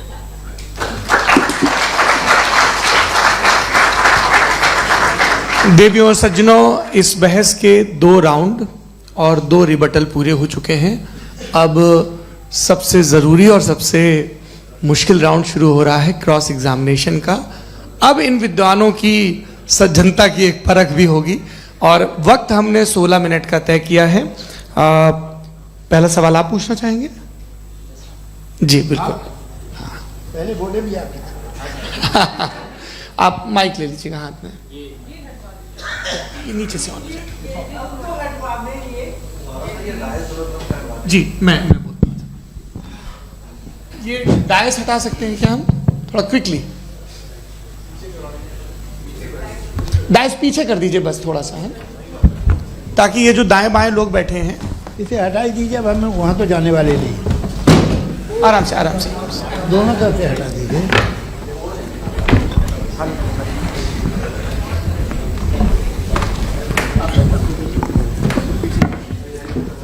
इस बीच आप लोग भी अपने अपने सवाल तैयार कर लें। ये ध्यान रखेंगे कि मैं यहाँ से सवाल लूँगा, आप लोगों को अपना हाथ ऊपर करना है, अपना नाम बताना है, और अधिकतम 3 वाक्यों में अपना सवाल पूरा करना है। कई लोग सवाल की जगह भाषण देने लगते हैं, उससे आज बचना है। जी मुफ्ती साहब, पहला सवाल आपका, 16 मिनट हैं, हम दोनों लोगों के सवाल लेंगे। जी जी बहुत शुक्रिया। आपकी जो अभी बात हुई बहुत अहम थी, मैं इसको चाहूँगा कि आगे डिस्कस करूँ, लेकिन चूँकि अभी ये वो सेगमेंट है क्रॉस एग्जामिनेशन, तो सबसे पहला सवाल आपसे ये है कि जो मैं इतनी देर से कॉन्टिंजेंसी आर्ग्यूमेंट आपको बता रहा था, ये अकल से ही बता रहा था हजरत, आप ये बताएं कि आप इन्फिनिट रिग्रेस ऑफ कॉजेस को पॉसिबल मानते हैं या नेसेसरी बीइंग के एग्जिस्टेंस को सही समझते हैं? चूंकि 2 ही ऑप्शन हो सकता है, आप ये बताएं। देखिए, आपको मैं ईमानदारी से बात करूं, एक तो मैं कॉन्टिजेंसी वर्ड ठीक से समझता नहीं, और इस वक्त भी जो आपने अंग्रेजी के अल्फाज इस्तेमाल किए वो ज़रा थोड़े से मुझे डिफ़िकल्ट और कॉम्प्लिकेटेड लगे, तो आप ज़रा सिंपल ज़बान में सवाल कर सकते हैं? बिल्कुल कर सकता हूँ। यूनिवर्स की हर चीज़ कॉन्टिंजेंट होने का मतलब ये है कि वो अपने एग्जिस्टेंस में किसी के ऊपर डिपेंडेड है। जो भी चीज़ डिपेंडेड होगी वो चीज़ इंडिपेंडेंट नहीं हो सकती, तो उसका कोई ना कोई कॉज होगा। तो अब आप क्या समझते हैं कि ये इन्फिनिट रिग्रेस है, यानी कॉज पर कॉज, कॉज पर कॉज, कॉज पर कॉज, और कभी कोई यानी ये एंडलेसली चलता रहा? क्योंकि अगर ऐसा होगा तो हम तो एग्जिस्टेंस में आते ही नहीं। लॉजिकली ये मुत्तफक अलैह चीज़ है, मुत्तफक अलैह, अग्रीड अपॉन। ओके, इस पे हमने एग्री किया था कि मुश्किल शब्द आएगा तो अर्थ बताना पड़ेगा। तो इन्फिनिट रिग्रेस तो पॉसिबल नहीं है, तो कहीं ना कहीं आपको रुकना पड़ेगा ऐसे नेसेसरी बीइंग पर। नहीं, कोई जरूरत नहीं रुकने की। किसने कहा आप रुकना पड़ेगा? आप रुकते हैं खुदा पे, आप नहीं रुकते। आप कहते हैं वो हमेशा से, जब उस वक्त से है जब वक्त नहीं था। आप कहाँ रुकते हैं कि अब हुआ था वो? आप नहीं कहते। हम क्यों नहीं मान सकते कि यूनिवर्स जो है और बल्कि मल्टीवर्सेस जो है वो हमेशा से हैं, वो बनती है, बिगड़ती है। एक हमारे यहाँ एक चीज़ है ब्लैक होल, वो समेट लेता है वापस, फिर ब्लास्ट होता है, फिर फैल जाता है। और इसमें हमारी तो खैर कोई औकात ही नहीं है इंसान की। एक छोटे से जर्रे पे हम 50-60 साल की उम्र रखते हैं, जो करोड़ों अरबों साल की कायनात है उसमें, और पैदा भी नहायत ही बेहुदा वजह से हुए थे। तो इसमें ये सोचना कि इसकी वजूहात और ये क्यों है, ये डिपेंडेंट है, ये हम देख रहे हैं, क्या मालूम। आप सोचिए कि ये जो फैल रही है कायनात, ये कहाँ फैल रही है, ये कहाँ जा रही है, और ये फैल क्यों रही है? अरे बना ली थी तुमने, रुको भैया, काफ़ी है। ये फैल क्यों रही है? ये और कौन सी कायनात जिसे मैं दूरबीन से देखता हूँ तो 2 बिलियन लाइट ईयर पे है, उससे मेरा कोई वास्ता ही नहीं है। 2 बिलियन ईयर यानी अगर मैं 80,000 माइल्स पर सेकेंड से चलूं तो 20 करोड़ साल में वहां पहुंच जाऊंगा। इसकी जरूरत क्या थी? ये दुनिया, ये कायनात तो इंसान अशरफुल मखलूकात के लिए बनाई गई ना। तो ये सब ये टर्म समझ में नहीं आया। इसमें कोई खास समझने वाली बात थी भी नहीं। ये जो अल्टीमेट कहा यह जाता है कि ये जो पूरी यूनिवर्स है, ये जो दुनिया है, ये इंसान के लिए बनाई गई। अच्छा, ये सब इंसान के लिए। क्यों साहब, सही है ना? बिल्कुल, लेकिन इसका ये मतलब नहीं कि किसी चीज के पीछे रीजन आपको नहीं पता तो रीजन नहीं है, इसे कहते हैं नहीं नहीं from नहीं, limited मुझे perspective। मुझे मुझे नहीं पता, लेकिन मेरी जिम्मेदारी नहीं है। वो बिल्कुल सही कहा था उसने, बर्टन रसल ने। आपने उसे मजाक में टाल दिया कि भाई आप एक दावा कर रहे हैं, मैं क्यों कहूं कि ये गलत है दावा? आप प्रूफ कीजिए, मेरे पे जिम्मेदारी ही नहीं है, मैंने थोड़ी कहा है। आप प्रूफ कीजिए कि ये सही है। आप आर्ग्यूमेंट ऑफ जी, कंटिंजेंसी आप का जवाब कोई ही नहीं दे सवाल रहे हैं। पूछना चाहेंगे? है? आप सवाल पूछना चाहेंगे मुफ्ती साहब से? क्योंकि ये क्रॉस एग्जामिनेशन का दौर है। आप जैसे पहले बोल रहे थे फेथ को लेके कुछ। मैं ये पूछना चाहूँगा कि खुदा ने जो भी रेवलेशन किए हैं, एक मज़हब के नहीं बहुत से मज़हबों में किए हैं, अलग अलग रेवलेशन है। कहीं कुछ एक बातें हैं, कॉन्ट्रडिक्शन भी है आपस में, कहीं कुछ आप कर सकते हैं, कहीं कुछ नहीं कर सकते। ऐसा नहीं है कि सबकी कोड ऑफ मॉरल एक है। तो ये किस्सा क्या है? अब आप ये देखिए कि मुझे कभी कभी लगता है कि जो फुटबॉल फाइनल होता है, लाखों लोग होते हैं, फिर वो टीवी कवर कर करोड़ों लोग, अगर उसमें खुदा की एक बूमिंग आवाज़ आ जाती, मैं गॉड हूँ, तो सारे लोग अभी सुन लेते और टीवी पे भी सुन लेते, किस्सा खत्म होता। ये इतनी राजदारी क्या है कि तुम सामने कुछ तो सबूत दे दो हमें सॉलिड। ये कह साहब ये यूनिवर्स कैसे बनी, इससे मसला क्या हल होगा? मैं पूछूंगा आपसे खुदा कैसे बना? क्यों नहीं पूछूंगा कैसे बना? बल्कि वो तो कायनात से कहीं ज़्यादा इंटेलिजेंट है, कायनात से कहीं ज़्यादा कॉम्प्लेक्स। जी वो हमेशा से है। आप कहेंगे मैं मान लूँगा।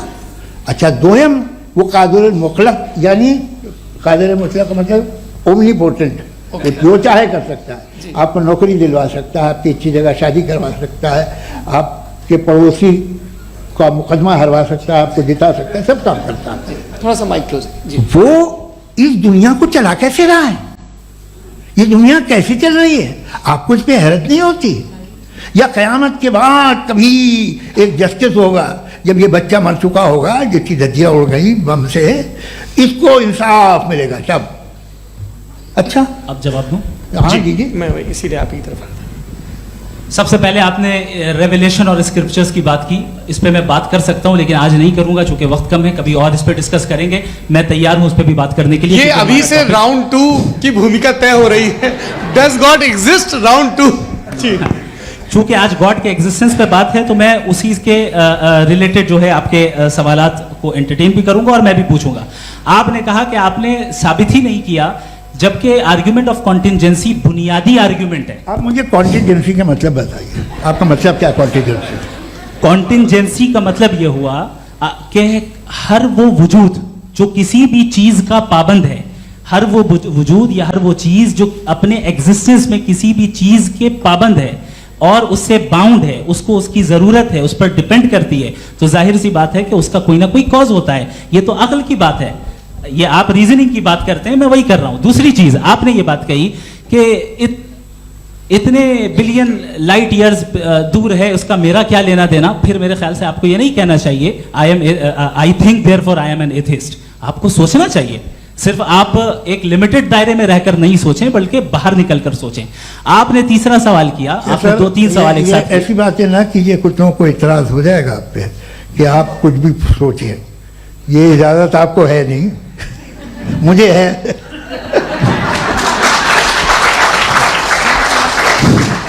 जी, आपने प्रॉब्लम ऑफ इविल के ताल्लुक से सवाल किया और बार बार आप एक लफ्ज रिपीट कर रहे हैं कि ओमनीपोटेंट गॉड है, ऑल पावरफुल गॉड है।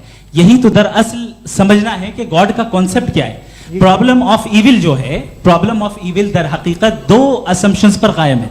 अगर आप इन 2 असम्पशंस को समझ जाएं तो ये प्रॉब्लम नहीं रहेगी, आर्ग्यूमेंट आपको समझ में आ जाएगी कि ये कोलैप्स कर जाता है। पॉइंट नंबर 1, यानी जो आपका सबसे पहला फॉल्स असम्पशन है कि गॉड मर्सीफुल है, ओमनीपोटेंट है, दुनिया में जुल्म हो रहा है।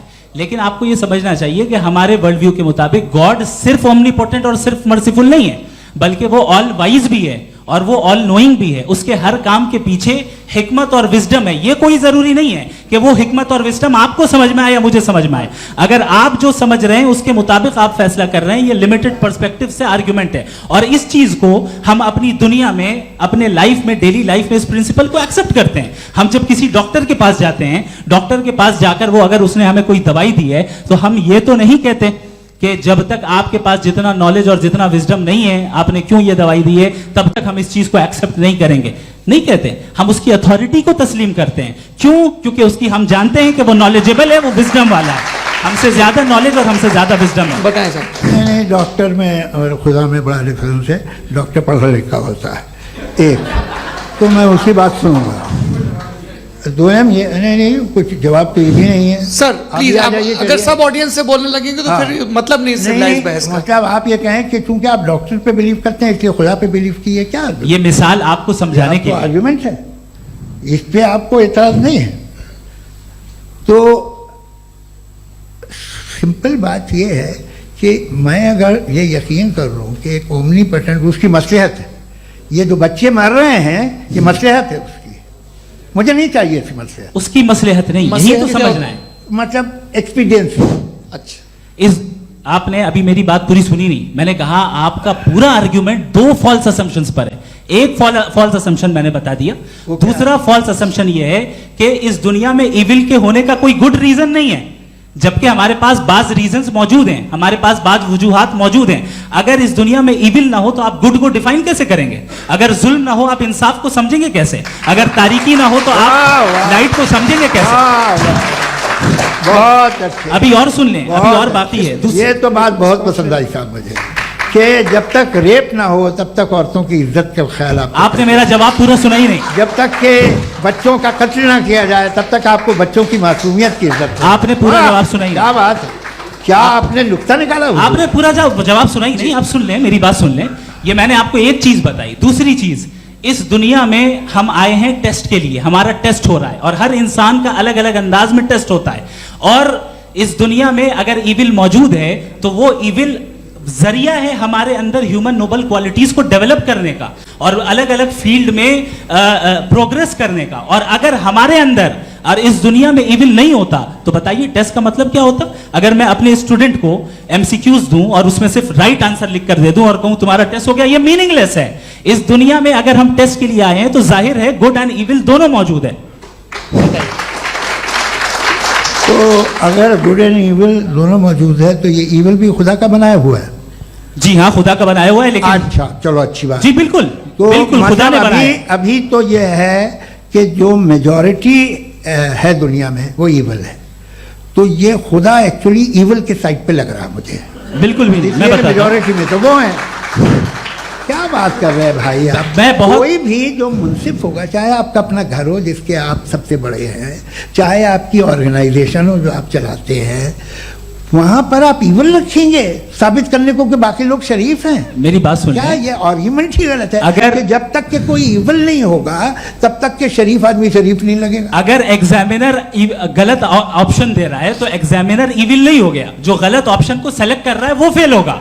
क्रिएटर ने इविल को बनाया है लेकिन वो इविल नहीं है। अच्छा सुनिए मेरी बात, हाँ। Let me complete sir. जी जी। क्रिएटर ने इविल को बनाया है टेस्ट के लिए, वो इविल नहीं है। इविल वो होगा जो उसे इख्तियार करेगा। छुरी को बनाने वाला गलत नहीं होता है, छुरी का गलत इस्तेमाल करने वाला गलत होता है। रेप को कैसे गलत इस्तेमाल करते हैं? रेप इंसान के फ्री विल का नतीजा है।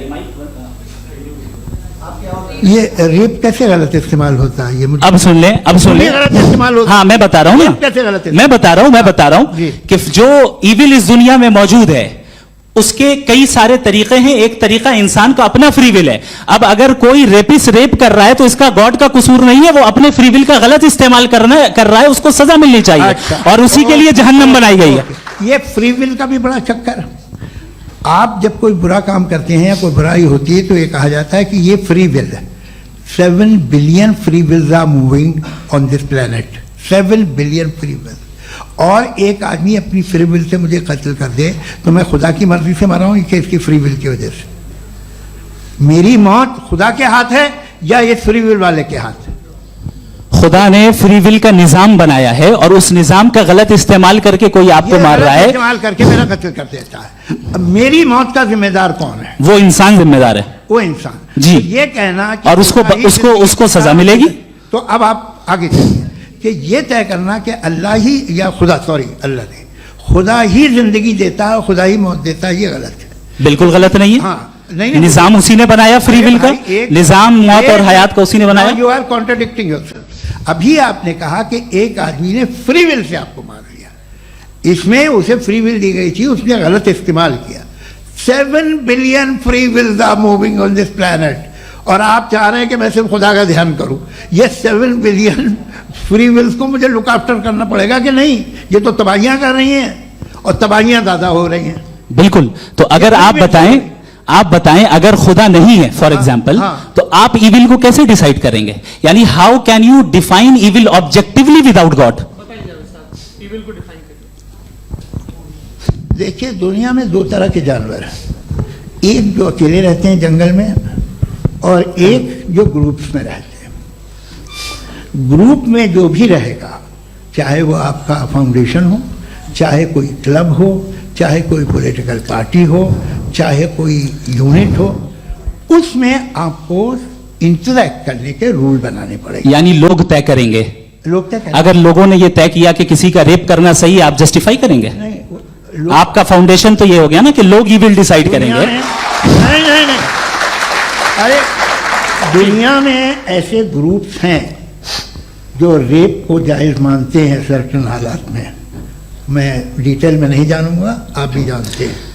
ये जो आईसिस वाले थे, इन्होंने क्या किया था, तो उन्होंने क्या किया उसका खुदा से कोई ताल्लुक नहीं है सर। मैंने सिंपल सवाल किया कि इविल को आप डिफाइन करते चलिए, कैसे चलिए, हैं? आइए वापस आइए। जी। आप साथ में तभी रह सकते हैं जब कुछ आप ऐसे उसूल डेवलप करें जिसमें हर एक का बेसिक तहफ़्फ़ुज़, हर एक का बेसिक राइट हो और हर एक को कोई आराम मिले। यही तरीका है किसी भी ऑर्गेनाइजेशन जिसमें एक से ज़्यादा लोग हैं और वो ऐसे चलती है ज़िंदगी। उसमें अगर आप गड़बड़ करेंगे तो तबाही होगी, नुकसान होगा, बर्बादियाँ आएंगी। और अगर उसमें आप घर ले लीजिए ना, एक हस्बैंड है, एक वाइफ है, बच्चे हैं, वालदा भी हैं, 2 बहनें भी हैं, एक भाई भी है।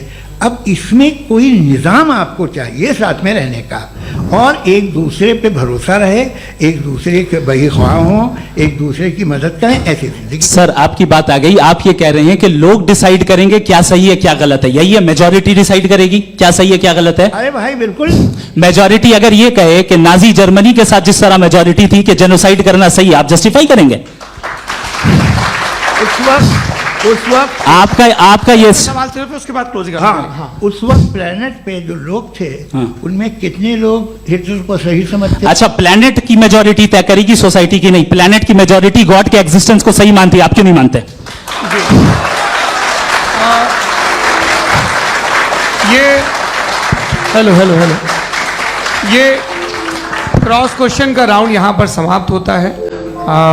और ये बड़ा अच्छा है कि इस तरह से फ्रेगमेंट कर दिया गया है ताकि जो मरकरी ऊपर जा रहा है नीचे जवाब आ दे जाए। दूं। जी। प्लेनेट की ज्यादातर मेजॉरिटी कुछ दूसरे मजहबों के खुदा को मानती है। आप उन्हें क्यों नहीं, आप तो मेजोरिटी की बात कर रहे अच्छा, हैं। ये क्लोजिंग आप ये कह रहे हैं इविल और गुड को डिसाइड मेजोरिटी करेगी, मेजोरिटी जो कर देना सही हो जाएगा। क्लोजिंग इसको जैसा आप ही लोगों ने तय किया है उसी फॉर्मेट को फॉलो कर लेते हैं। हाँ भाई, मैंने तो भले लोगों पे एतबार किया और तब मॉडरेशन तय किया। जी, आपके पास 5 मिनट का वक्त है, क्लोजिंग आर्ग्यूमेंट है, उसके बाद हम ऑडियंस से क्वेश्चन आंसर लेंगे जावेद साहब के क्लोजिंग आर्ग्यूमेंट के बाद। ओके, बहुत शुक्रिया जी। हमारा जो टॉपिक है डज गॉड एग्जिस्ट, मैं इस पे इतने एकेडमिक तैयारी करके आया था, मुझे था कि मैंने सोचा था कि कई सारे मैं आर्ग्यूमेंट्स दूंगा, लेकिन वक्त की भी किल्लत और जावेद साहब बार बार इधर उधर चले जा रहे थे तो उसको भी थोड़ा एंटरटेन करना पड़ गया।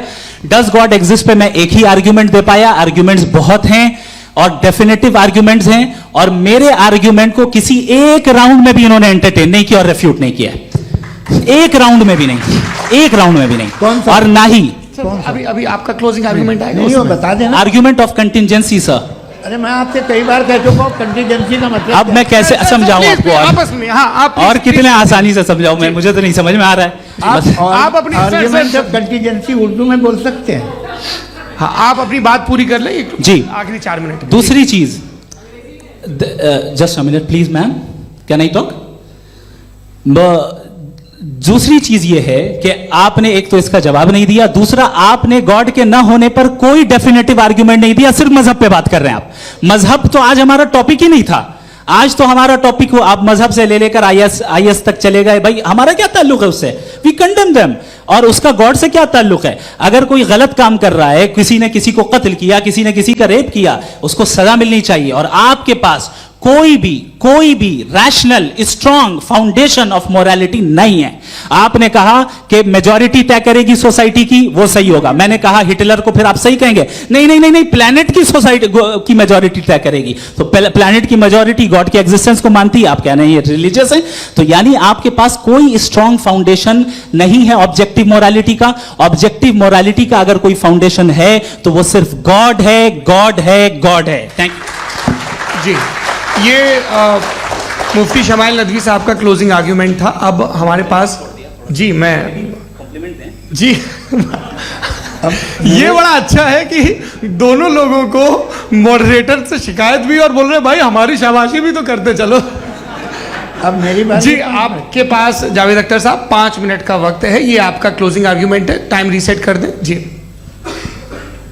देखिए, बहुत सारी बातें हैं। गॉड का डेफिनेशन दुनिया के किसी भी रिलीजन में है कि वो ओमनीपोटेंट है, ओमनीप्रेजेंट है, he is just, he is kind, he loves you and so on. मैं जब दुनिया देखता हूँ तो मुझे कोई ऐसा सुप्रीम पावर यहाँ दिखाई नहीं देती है जो इंसान की बहबूदी के लिए कुछ कर रही हो, कमज़ोर को बचा रही हो, मदद कर रही हो, जालिम को पीछे हटा रही हो। मैं नहीं देखा, तारीख में नहीं। एक तो अगर है और ये देख रहा है तमाशा, तो उसका होना न होना बराबर है। दोयम ये कि ये जो है, जब आप ये कहते हैं कि कायनात जिसकी कंटिजेंसी है, मैं देखिए वो लफ्ज़ इस्तेमाल किया मैं, तो ये कैसे हो सकती है भाई? और फौरन आप सरेंडर कर देते हैं कि जाहिर है कि इसका बनाने वाला तो इससे 10,000 गुना ज़्यादा कॉम्प्लिकेटेड होगा। उस पर आपके होने पे कोई इतराज़ नहीं है। उसे वो टाइमलेस है, वो पहले से था, टाइम तो बहुत बाद में आया। ये सब आप मानने को तैयार है जिसका आपके पास कोई सबूत नहीं, आपके पास कोई रीज़न नहीं है। आपकी तारीख क्या है मजहब होगी? बिलीफ की, जो खुदाओं का बिलीफ है, ये कॉन्स्टेंटली गलत साबित होता रहा है। मतलब आप कहें कि अरिस्टोटल के ज़माने में तो सब जाहिल थे, वो भी इतने ही यकीन से खुदा पे यकीन रखते थे, जो अब नहीं रहा। ये भी नहीं रहेगा, आप लिख लीजिए।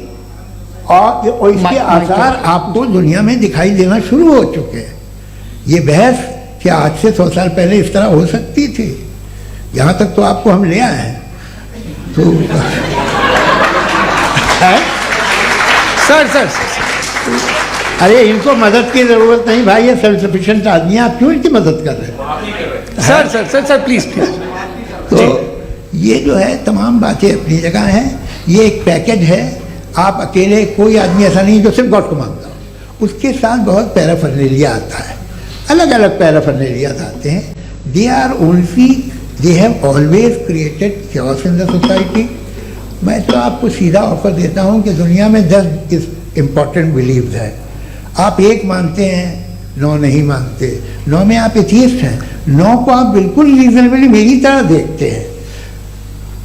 तो 90 मजहबी आदमी भी 90% एथियस्ट है। वो दूसरे खुदा नहीं मानता, एक खुदा मानता है, अपना वाला, बाकियों को कहता है गलत है। अगर आप मानना ही बंद कर दे तो आपका 10% चांस है कि आप सही हैं और 90% चांस है कि आप गलत हैं। मेरा मशवरा है, आप मानना छोड़ दिए तो 50% चांस होगा कि आप सही हैं और 50% चांस होगा, 40% आप गेन करेंगे बाय बिकमिंग एन एथियस्ट।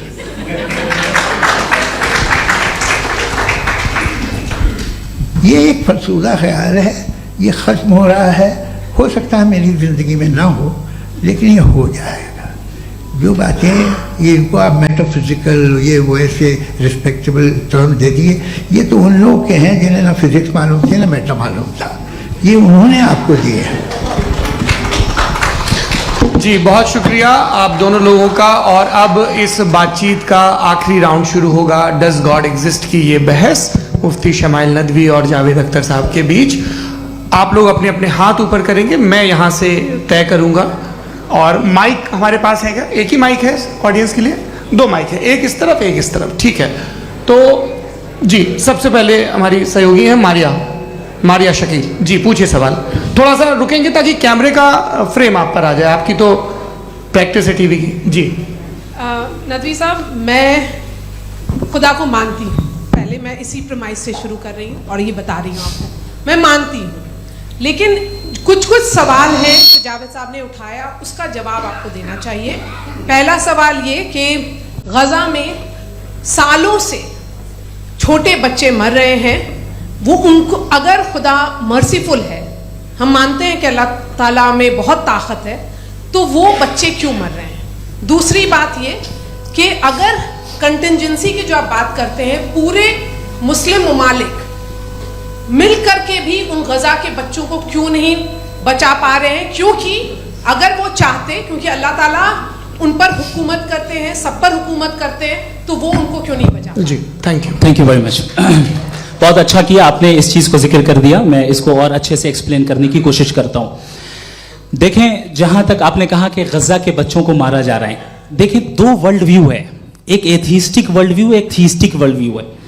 बच्चे मर रहे हैं दोनों वर्ल्ड व्यू में, लेकिन हमारा वर्ल्ड व्यू कह रहा है कि रिकॉम्पेंस है, ये कह रहे हैं कि उनका मरना बेकार जाने वाला है, कोई उसका रिकॉम्पेंस नहीं है, चूंकि इनके यहां आखिरत और अल्लाह का कोई तसव्वुर या गॉड का कोई तसव्वुर नहीं है।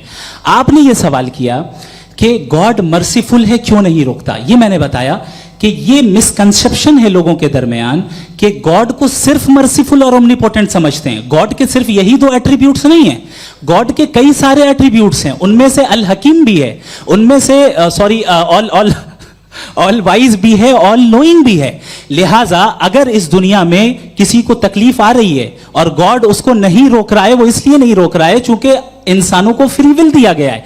ठीक इसी तरीके से अगर एक डॉक्टर किसी छोटे बच्चे को इंजेक्शन लगा रहा है, उसे तकलीफ पहुंच रही है, उसके लिमिटेड पर्सपेक्टिव के एतबार से यह गलत हो रहा है और डॉक्टर बुरा है, लेकिन जब आप ब्रॉडर पिक्चर को देखेंगी, आपके और हमारे पास सिर्फ एक पिक्सल है, हमें इतना नजर आ रहा है कि गजा में कत्ल हो रहा है, लेकिन इसके पीछे कितना रिकॉम्पेंस उनको मिलने वाला है, पूरा पिक्चर गॉड के पास है। तो एक पिक्सल से आप पूरे पिक्चर को कभी भी जज नहीं कर सकती। आप इसमें कुछ जोड़ना चाहेंगे? आपको कुछ बोलना है इसमें? भैया आपने बहुत अच्छा जस्टिफिकेशन दिया, या आप वो जो वहाँ के प्राइम मिनिस्टर इजराइल के उन्हें भेजिए, वो बहुत खुश होंगे। आप जस्टिफिकेशन दे देना कि अगर गॉड नहीं है तो बच्चे क्यों मर रहे हैं, आप बताएं। वो ये सवाल पूछ रहे हैं कि अगर आप ईश्वर का अस्तित्व नहीं मानते हैं तो उन बच्चों की मौत को आप कैसे इंटरप्रेट करते हैं? भाई ये दुनिया जो है, जो ताकतवर लोग होते हैं वो एक नाइंसाफी करते हैं। तो ये अच्छा काम है, आपके नजदीक तो नेचर नाइंसाफी पे मबनी है। अरे मेरे भाई, आप नेचर की कहाँ बात कर रहे हैं, तो इंसान की बात जी, कर। तो फिर जब मैं इंसान की बात कर रहा था, आप नेचर की बात करने लग गए। क्रॉस एग्जामिनेशन नहीं। हाँ, अब आप मुझे बोलने नहीं देंगे तो अलग बात है, आप बोलिए, मुझे कोई जल्दी नहीं। जी नहीं, ये क्रॉस एग्जामिनेशन मुझे बोल तो लेने दीजिए। जी बोलिए। क्या बात ये है कि ह्यूमन सोसाइटी तभी साथ में रह सकती है जब वो मोहब्बत से, एकता से, एक दूसरे के एहतराम करके रहे। इसके अलावा पॉसिबल नहीं है, अकेले तो इंसान रह ही नहीं सकता। वहाँ पर कुछ लोग हैं जो फाउल करते हैं, वो फाउल हमेशा से तारीख में होता आया है। आज ये हो रहा है, जो हो रहा है बहुत बुरा हो रहा है, बहुत जालिमाना है, बहुत जाबराना है। उसको आप कहें कि ये बच्चों को कॉम्पनसेशन मिल जाएगा या इसकी इंजेक्शन है, इंजेक्शन तो हेल्थ के लिए दिया जाता है। आप ये कह रहे हैं कि ये बच्चों की जो धज्जियां उड़ रही हैं ये इंजेक्शन है, ये टेस्ट है, ये टेस्ट है, और उस टेस्ट में उनको ऐसा रिकॉम्पेंस मिलेगा जो आपके तसव्वुर के बाहर है। ये आप 3 बरस के बच्चे को बारूद से उड़ा के टेस्ट ले रहे हैं। वाह, वो नहीं ले रहा है, खुदा नहीं उड़ा रहा है, इजराइल उड़ा रहा है। जी, ये तो उसको कंडेम अगला सवाल लेते हैं प्रोफेसर पुरुषोत्तम अग्रवाल। मुफ्ती साहब, एक निवेदन आपसे है कि कम से कम थोड़ा सा माइक क्लोज एक रिलीजियस और फिलोसफिकल कर मैं प्लीज, एक रिलीजियस और फिलोसफिकल ट्रेडिशन है जो ब्रह्मांड को यानी यूनिवर्स को ही अंतिम मानती है। सर्वम खलु इदम ब्रह्मम, this is Chandogya Upanishad, and it completely rules out the existence और नेसेसिटी, आपके शब्दों में necessity of a creator. The creation itself is the creator. तो एक मिनट प्लीज। दूसरा जो सवाल आपने अभी, जो आप बार बार कह रहे हैं कि भगवान विद्वान भी है, वाइज, सब जानने वाला। तो अगर विजडम में दुनिया भर के पापों और अत्याचारों को बर्दाश्त करना शामिल है, तो फिर इसका मतलब ये हुआ कि अगर मैं फ्री विल से उसको अपोज करता हूं तो ईश्वर की विजडम और मेरी फ्री विल में कॉन्ट्राडिक्शन है। Because when I am opposing whatever is happening in Gaza, then I am opposing the God's will और गॉड्स विजडम। जवाब लेते हैं क्योंकि तो गॉड की विजडम में, एक मिनट सर प्लीज सर, ये एक जुमला, गॉड की विजडम है कि गाजा में जो कुछ हो रहा है वो हो रहा है, मैं उसको अपोज कर रहा हूं, तो मैं गॉड की विजडम के खिलाफ जा रहा हूं। एक सवाल। दूसरा ये नहीं, आपने दो ऑलरेडी। सर आप और सवाल कर लें, लेकिन मुझे दो जवाब दे। पहले आपने ये कहा, सुनिए मेरी बात सुनिए। इजराइल के गॉड के मुताबिक तुम्हारा ठीक हो रहा है ना? नहीं हो रहा है, ठीक नहीं हो रहा है। मैं बता रहा हूँ क्या हो रहा है। आप तशरीफ रखिए, मैं बता रहा हूँ क्या हो रहा है। Late me complete please. एक सेकंड गाइस, एक सेकंड। ये देखिए, ऐसा है कि ये सब बड़ा आपस में विचार विमर्श के बाद ये तय हुआ था कि कुछ नियम बना लिए जाएं ताकि एक टाइम बाउंड बातचीत चले। और भाई साहब, आप बड़ा जरूरी काम कर रहे हैं, लेकिन कैमरे के फ्रेम में आके उस काम को गड़बड़ कर दे रहे हैं। ठीक है गुरु, अब मेरे को कहीं का गुस्सा कहीं निकालना था, सॉरी। नहीं, कोई गुस्सा नहीं है जी। तो प्रोफेसर ने सवाल पूछे, आप उनके जवाब दें। और थोड़ा ये सब लोग थोड़ा ख्याल रखें भाई, सवाल संक्षिप्त रखें जी। आपने दो सवाल किया। सबसे पहला ये कहा कि हमारे पास ये कॉन्सेप्ट है कि ये यूनिवर्स खुद नेसेसरी बीइंग है, creation itself is the creator. How irrational is this कि मैं एग्जिस्ट करूंगा बाद में, लेकिन अभी एग्जिस्ट कर भी रहा हूं, यानी एक ही टाइम में एग्जिस्ट भी कर रहे हैं, नहीं भी कर रहे हैं। This is not true. दूसरी चीज, आपने कहा कि अगर इजराइल में, सॉरी माफ कीजिएगा, Israel doesn't exist, occupied Palestine में अगर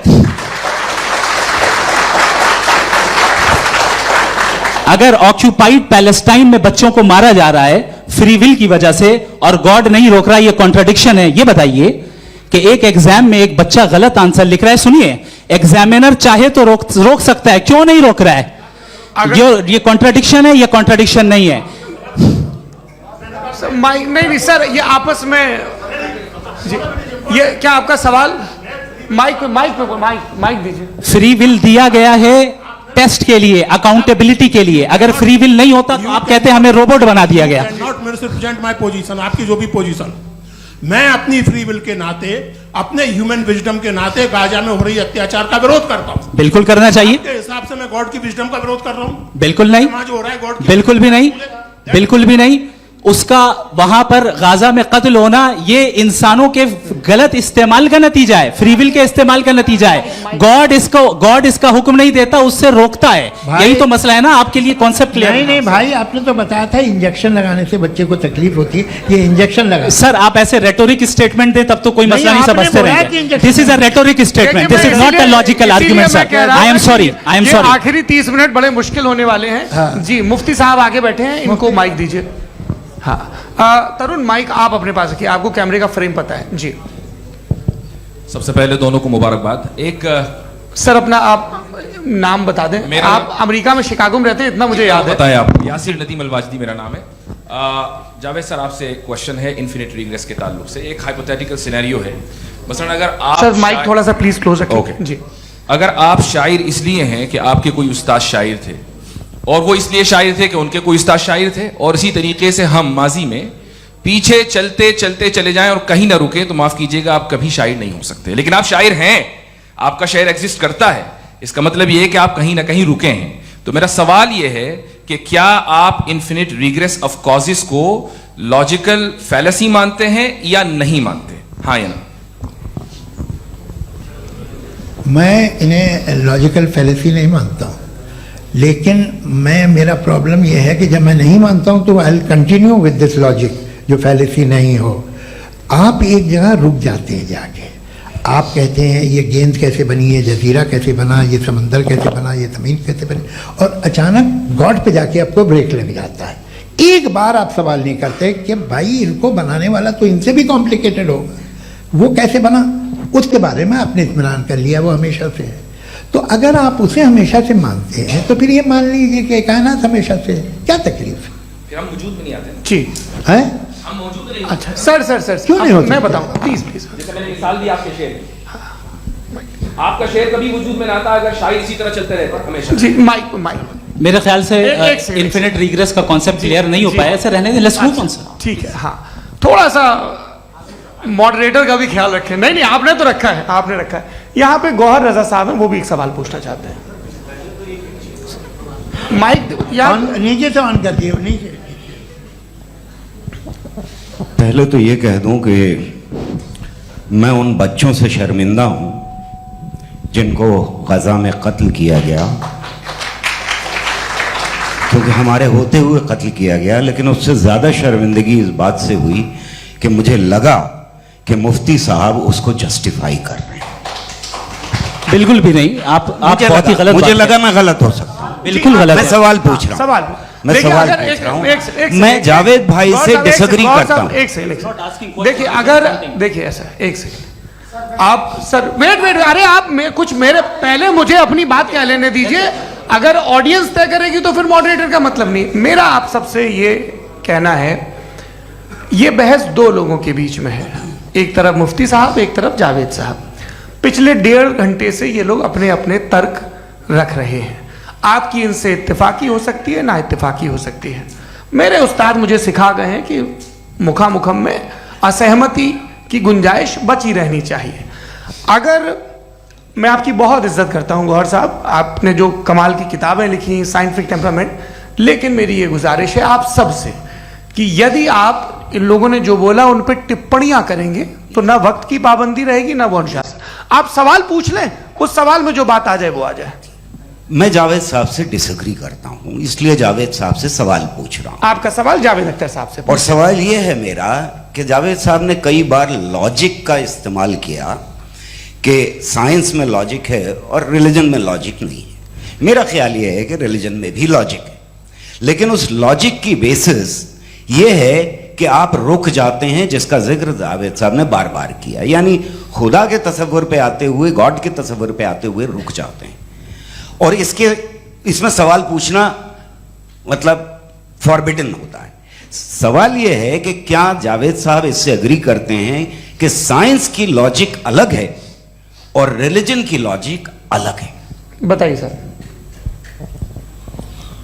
देखिए, 3 चीज़ें हैं। साइंस है, एक है मंतिक है, इस्तिदलाल है, और एक जो है कुछ भी नहीं है, फेथ है, अकीदा है।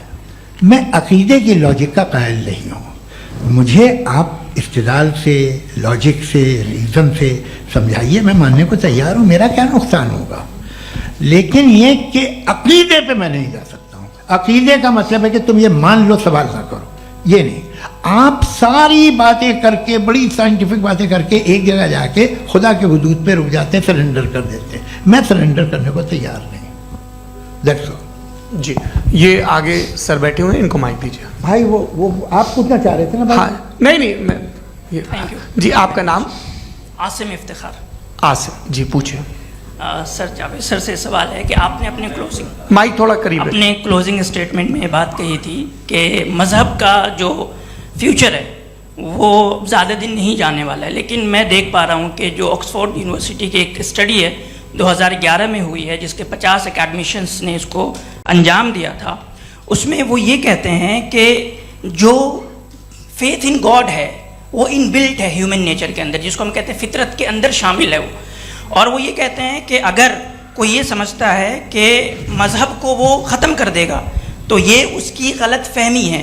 तो आप इसके बारे में, इस स्टडीज़ के बारे में क्या कहते हैं? ठीक है, मैं उनसे एग्री नहीं करता हूँ। वो कौन से प्रोफेसर होंगे? ऐसा उनके क्या पास डेटा है, इन्होंने डेटा के बेस होगा। डेटा क्या हो सकता है? फ्यूचर का डेटा तो नहीं हो सकता ना उनके पास, प्रेजेंट का डेटा हो सकता है। डेटा आपने सुना 100 साल पहले का बाद का डेटा? मैंने तो नहीं सुना आज तक। तो आज उनकी ये राय है और होगी राय, ठीक है। दुनिया में तरह तरह की राय है लोग, लेकिन मैं समझता हूँ कि वक्त के साथ इंसान ज़्यादा से ज़्यादा रीजनेबल और लॉजिकल होता जा रहा है। आज आप देखिए वेस्टर्न यूरोप में क्या परसेंटेज है नॉन बिलीवर्स की, बहुत हाई। वहाँ चर्च खाली पड़े होते हैं। तो अल्टीमेटली तो इंसान कोई ऐसी बात बहुत अरसे तक नहीं मान सकेगा, चाहे गलत या सही, जो उसे, उसके दिमाग को, उसके जहन को, उसकी लॉजिक को अपील न करे। वो कह रहे हैं तो ऑक्सफोर्ड के होंगे तो कैम्ब्रिज के होंगे, तो मुझे क्या लेना देना। उनका डेटा मुस्तकबिल का नहीं हो सकता है। जी। दीपक, हाँ पूछिए। मैं आऊंगा, अभी पीछे की साइड भी आऊंगा, माइक वहीं भेजूंगा 2-3 साल के लिए। जी जावेद साहब, आपसे सवाल है। नमस्ते। अरे भाई सर, अगर आप ही लोग को तय करना है तो फिर 200 लोग तय कर लें। ये एक साहब पूछ नहीं रहे सर, हैं। Please don't do this sir. Everybody has a right sir, but we can only take selected questions. No ना सर, अरे ये भाई, यंग लोग भी आराम हैं से। तो इनकी ये एक अब बात उतने यंग, सुनिए। भाई आप यंग हैं कि नहीं हैं? एक मिनट, वो कह रहे हैं वो भी आएंगे, यंग हैं पूछ रहे हैं ना साहब, भाई। आप उनकी नौजवानी पर दावा उनको ही करने थे। हाँ मुफ्ती साहब आप यंग, हाँ पूछे। अरे भैया सर, मेरा सवाल ये है। कुछ इनसे भी तो पूछो। जी हाँ, नहीं, बस आपसे एक सवाल है। जैसे थीस्टों के पास अपने जो ईश्वर को मानते हैं उनके पास अपने सोशल गेट टुगेदर्स हैं। 5 रोज़ आज क्रिसमस आने वाला है, होली है, दिवाली है, ईद है। एथिस्ट क्या ऑफर कर रहे हैं? मतलब मैं इनकी दुकान से बुरमा आना चाहता हूँ उस तरफ, पर मैं अट्रैक्ट नहीं हो पा रहा हूँ। मैं सोशल गेट टुगेदर्स क्या है आपके पास? वो ये कह रहे हैं कि जो धार्मिक लोग हैं, अलग अलग धर्म के लोग, उनके उत्सव त्योहार हाँ, कॉन्ग्रीगेशन वही बहुत बात। हैं। अब आपको मैं एक सुनाता हूँ, यहाँ हिस्टोरियन भी बैठे हैं। मृदुला जी आप बताइएगा सही है कि नहीं। ये एक कॉन्स्टेंटाइन, एक ग्रीक रोमन बादशाह था जो क्रिश्चियनिटी आने के 400 साल बाद उसने डिसाइड किया कि मैं क्रिश्चियन हो जाऊंगा, मेरी पूरी स्टेट कैंसिल हो जाएगी। उस जमाने में ऐसे ही होता था, राजा जो धर्म इख्तियार करता था वो जनता भी कर लेती थी। इसलिए कि वो हो गया था बैंकक्रप्ट, और उसे जो मेडिटेरियन कोस्ट के रिच क्रिश्चियन वो थे मर्चेंट, उससे पैसा चाहिए था। तो उसने कहा यार क्रिश्चियन हो जाओ। तो उसने अपने वजीर से कहा कि भाई ये हिस्ट्री है कि अब हम लोग क्रिश्चियन हो जाते हैं। पहले सर हो जाएंगे, कोई प्रॉब्लम नहीं है, लेकिन एक प्रॉब्लम ये है कि 17 दिसंबर से 25 दिसंबर तक जो पेगन फेस्टिवल होता, जो पेगन्स थे वो लोग, जो फेस्टिवल होता है वो बंद हो जाएगा, इसलिए कि हम क्रिश्चियन हो गए तो होगा नहीं। तो वो बच्चों को बहुत बुरा लगेगा, पब्लिक को बहुत इंजॉय करते हैं, खासतौर से 25 को मेन डे। उसने कहा हाँ ये तो सही कह रहे हो, ये जीसस क्राइस्ट की पैदाइश कब थी? कहते साहब वो अप्रैल में थी। नहीं कट करो, वो 25 दिसंबर को है। ये हकीकत है जी। और 400 साल बाद क्रिश्चियनिटी के अप्रैल से दिसंबर ले आए, और इसलिए कि यहाँ पेगन फेस्टिवल होता था। अब मनाते हैं आप आराम से। ये जो सारे फेस्टिवल हैं ये रिलीजन थे। हर एक को एक इंटरटेनमेंट डिपार्टमेंट चाहिए होता है अपनी कंपनी चलाने के लिए। तो ये रिलीजन ने, ये सेकुलर त्योहार थे जिन्हें रिलीजन्स ने ले लिया है। ये मौसम के थे, फसलों के थे, किसानों के थे, उसको आपने लेके रिलीजियस रंग दे दिया। ये कोई रिलीजन से थोड़ी आए आप। अच्छा हमें देखिए, हम तो मुल्द हैं, हम ईद मनाते हैं, हम दिवाली मनाते हैं, हम होली मनाते हैं, हम क्रिसमस मनाते हैं। बम्बई की फिल्म इंडस्ट्री की सबसे बड़ी होली हमारे घर में होती है, सबसे बड़ी ईद हमारे घर में होती है। वो हमारी सोशल वो है, हमारा हेरिटेज है। ऐसा थोड़ी है कि we will throw the baby along with the water. ये तो अच्छी चीज़ है, इन्हें रखो, जो बेकार है फेंक दो। जी हाँ हेलो जी, मेरा सवाल नादवी जी से है। जैसा कि आपने बोला कि गॉड टाइम के भी परे हैं, और गॉड इतनी कॉम्प्लेक्स चीज़ है कि उसे ह्यूमन माइंड समझ नहीं सकता, और गॉड ने अर्थ पे फ्री विल भी दे दी है। तो आप अपना वक्त ज़ाया क्यों कर रहे हैं गॉड के बारे में बात करके? अपन को तो बात करनी चाहिए कि सोसाइटी को बेहतर कैसे करें। जी, मैं गॉड वही बताता है सोसाइटी को कैसे बेहतर करें। अभी मैं आपका जवाब देता हूँ। आपने कहा कि टाइम पे वो एग्जिस्ट नहीं करता, नहीं, मेरा सवाल ये है कि जैसा आपने बोला कि गॉड बहुत ही कॉम्प्लेक्स चीज है। मैंने कहा ही नहीं कि कॉम्प्लेक्स है, तो आपके अल्फाज हैं। कॉम्प्लेक्स का लफ्ज गॉड के लिए सुइटेबल नहीं है। क्यों? क्योंकि कॉम्प्लेक्स वो चीजें होती हैं जो ऑब्जेक्ट हो। God is not an object जिसको आप इंस्ट्रूमेंट के जरिए लेबोरेटरी में जाके टेस्ट करें, oh it's very complex. No, वो कोई कार का इंजन नहीं है। मेरा वो फिलोसॉफिकली नेसेसरी बीइंग ऐसी बीइंग है जो सिंपल बीइंग है। हाँ, आप उसको मुकम्मल तौर पे उसकी तमाम हिकमतों को जान ले और हर चीज को जान ले, ये पॉसिबल नहीं है, क्योंकि वो ऑल वाइज है, आप ऑल वाइज नहीं है, और वो खुदा है, वो आपको सारी चीजें बता दे, ये जरूरी नहीं। मेरा सवाल ये नहीं था। मेरा सवाल ये था कि जब गॉड इतना परे है इस दुनिया से कि उसने अर्थ पे फ्री विल भी दी है, हम सब ह्यूमंस की फ्री विल है, और जो सोसाइटी में हो रहा है वो अपन लोग डिसाइड करेंगे। तो अपन लोग डिसाइड नहीं करेंगे ना, अपन लोग डिसाइड नहीं करेंगे। गॉड जो है, गॉड ने वो उसकी जात, उसकी एग्जिस्टेंस टाइम एंड स्पेस से परे है, लेकिन वो हमारा टेस्ट ले रहा है, और उसी गॉड ने हमें बताया कि तुम्हें क्या करना है क्या नहीं करना है। तो जाहिर है उस गॉड की बात सुनेंगे ना हम। जी। वो पीछे एक चश्मा लगाए जो मैम खड़ी हैं, उनको दीजिए। हाँ आप जी जी बिल्कुल आएंगे, है ना? देखिए मैं कोशिश कर रहा हूँ सब तरफ जाने की। हाँ उनको दीजिए माइक जी। हेलो सर, मैं ओमनी प्रेजेंट नहीं हूँ, टाइम पाबंद हूँ और जहां तक कोशिश कर सकता हूँ करूंगा जी। अपना नाम बताइए। मेरा नाम उर्सुला है, मैं दिल्ली यूनिवर्सिटी की एक स्टूडेंट हूँ और मैं स्टूडेंट फेडरेशन ऑफ इंडिया से हूँ। मेरा सवाल मुफ्ती जी से है कि इस हॉल के इस कमरे में बैठ के हम लोग रेप की मोरालिटी के बारे में फिलोसफिकली बात तो कर सकते हैं, बट असलियत ये है कि रोजमर्रा की जिंदगी में औरतें रेप के थ्रू गुजरती हैं और हम लोग सिर्फ नंबर्स पे इस तरह नहीं देख सकते, क्योंकि कितनी औरतें हैं इन कंट्रीज में जहां पे आप बता रहे हैं कि केसेस कम हैं जिनका एक्सेस है कि वो जाके केस फाइल कर सकें। कितनी औरतें हैं जो जिनको काम करने की आज़ादी है उन कंट्रीज में। यूरोप में ये आज़ादी आ गई, यूरोप में ये रूल्स आ गए, तो हम आज उसके बारे में बात कर पा रहे हैं। जी जवाब। आपने ये कहा कि कमरे में बंद होकर हम लोग इस पर फिलोसफिकली बात कर सकते हैं, लेकिन हकीकत में क्या हो रहा है, वो ग्राउंड लेवल पे क्या हो रहा है जो बहुत गलत हो रहा है, और वो सफर कर रही हैं। आई अग्री, बहुत गलत हो रहा है, और जो गलत हो रहा है उसको हमें रोकना है। और क्यों रोकना है, वो गलत क्यों है, हमारे पास इसका ऑब्जेक्टिव फाउंडेशन है, इनके पास उसका ऑब्जेक्टिव फाउंडेशन नहीं है। मैं ये कहना चाह रहा हूं कि जहां पे भी जुल्म हो रहा है, जहां पे भी औरत पे जुल्म हो रहा है, या उसकी इज्जत लूटी जा रही है, या उसे तकलीफ पहुंचाई जा रही है, और सिर्फ औरत नहीं किसी इंसान के ऊपर भी जुल्म हो रहा है, तो उसके खिलाफ खड़ा होना, ये मोरालिटी हमारे पास गॉड के पास से आई है। वरना जावेद साहब तो कह रहे हैं कि जो है मेजॉरिटी डिसाइड करेगी, तो मेजॉरिटी तो कभी भी बदल सकती है।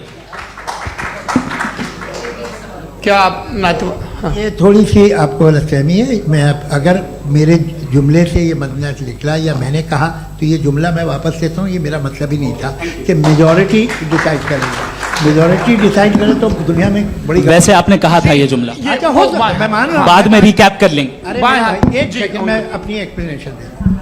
मुनासिब बात यह है कि हम सब के सब दिल में जानते हैं कि क्या अच्छा है क्या बुरा है, हमें पता है अच्छी तरह से। जो लोग बुरे काम करते हैं उन्हें भी मालूम अच्छा क्या। यही तो सवाल था हजरत कि फिर ये मोरालिटी आई कहां से? Cross examination. हाँ जी हाँ। मोरालिटी साथ रहने की डिजायर से आई, यानी साथ रहकर जो कुछ कह दे जो कुछ कर दे वो हो जाएगा? नहीं नहीं, तो आप कायदे से रह ही कर सकते हैं जब तक लोगों में मोरालिटी हो, वरना क्यास हो जाएगा। ये आपको कैसे पता? जी हमने देखा ना जहां मोरालिटी का क्यास हो गया, हम देखते हैं। कहां पे देखते भाई दुनिया में आप जो कह रहे हैं, आप कहीं पे अगर गलत हो रहा है इस बहस तो के उसको बाद आप मैं आप लोगों देखिए को आप सर मुफ्ती आप एपिस्टेमोलॉजी की बात कर रहे हैं, मैं ओंटोलॉजी की बात कर रहा हूं। मैं इस बहस के फाउंडेशन बाद आप क्या है? दोनों लोगों को चाय पे फाउंडेशन होस्ट करूंगा, वहां पे क्रॉस एग्जामिनेशन कर लीजिएगा। अभी ऑडियंस का हक मार रहे हैं आप लोग भाई, सर जस्ट लोग हैं आप लोग। और ये भाई ये हाँ उधर आएंगे जी सर आएंगे। अच्छा सर मेरा नाम लईकुर रहमान है और मैं अलीगढ़ मुस्लिम यूनिवर्सिटी का स्टूडेंट हूँ। और जहाँ तक मुझे पता है कि sir you are also product of Aligarh Muslim University. मैं भी उसी चमन का बुलबुल। हाँ सर, तो बहुत खुशी हुई मुझे जान करके कि मैं आपसे मिलूंगा। सवाल सर मेरा सवाल यह है, सर सैयद अलैहिर्रहमा का नज़रिया यह था कि खुदा के वजूद को अक़ल के दायरे में रह कर के तलाश करना, न कि पूरी तौर से उसका इनकार कर देना। Sir how will you define it? नहीं तो ये तो आप इन्हें बताइए। ये सवाल आपसे खुदा का वजूद साबित कर रहे हैं। नहीं तो सर आपने इनकार कर रखा है, इस वजह से मेरा क्वेश्चन। उन्होंने यही सर से एक सेकंड, सर सैयद ने यही कहा ना कि अक्ल से आप खुदा के वजूद को साबित नहीं कर सकते, यही कहा ना भाई। वो उन्होंने कहा कर सकते हैं और वो कर दिया गया आज। वो फोन दो।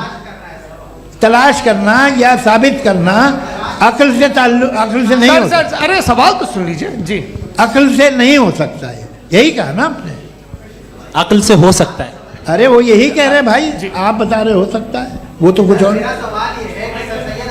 आप अगर सर देखो नौजवान फोन ले लो, वो इतनी कमाल की यूनिवर्सिटी है। अरे भाई दे दो जरा एक मिनट, दे दो भाई मेरी बात सुनो, माइक पे बोलो ताकि जो लाखों लोग देख रहे हैं। माइक दे दो ना।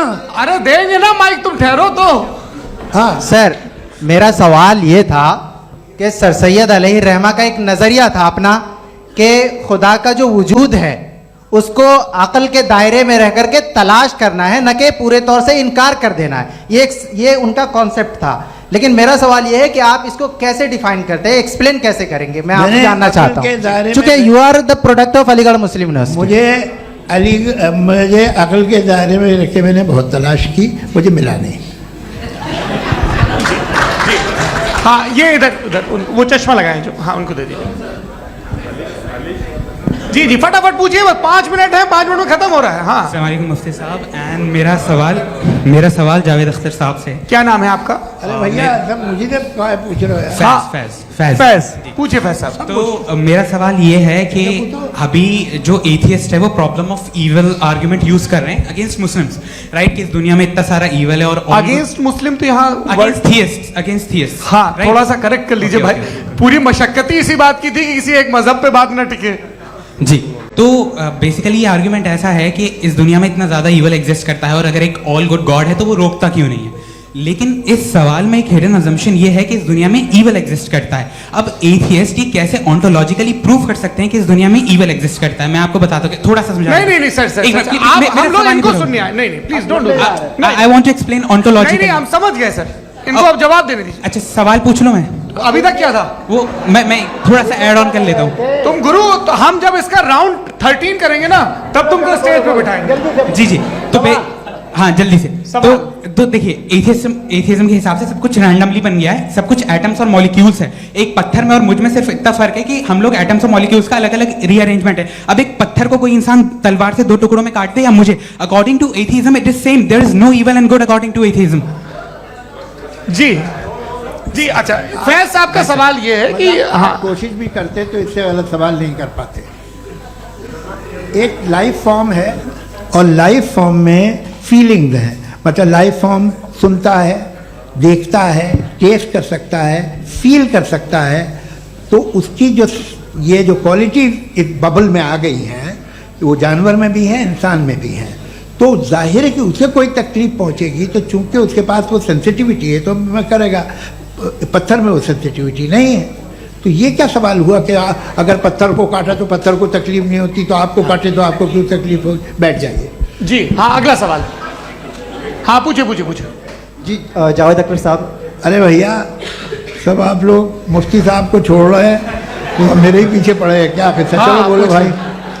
You asked how God can exist when children die in Gaza. हाँ? You asked how God can exist when children die in Gaza, and you also mentioned the rise of atheism in Europe. But the same events also are leading many atheists and non-believers to turn towards faith. How do you interpret this contradiction, where suffering pushes some away from God, yet brings others closer to belief? आपको एक बात बताऊं, दुनिया perfect तो कहीं भी नहीं है, हर जगह कुछ खामियां हैं। बेटा एक मिनट आप ही को कहेंगे, देखो वो तो कुछ खामियां, कमज़ोरियां, खराबियां सब जगह है।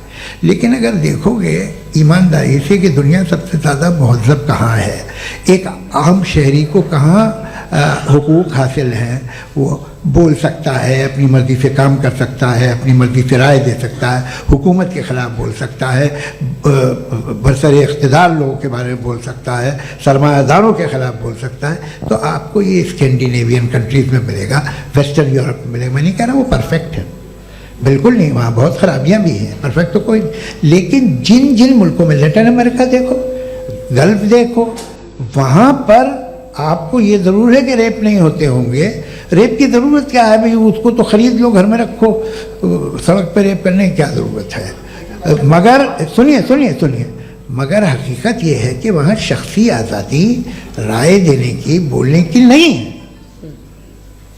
जी ये एक आखिरी सवाल मुफ्ती साहब से। हाँ मैम इनको माइक दीजिए।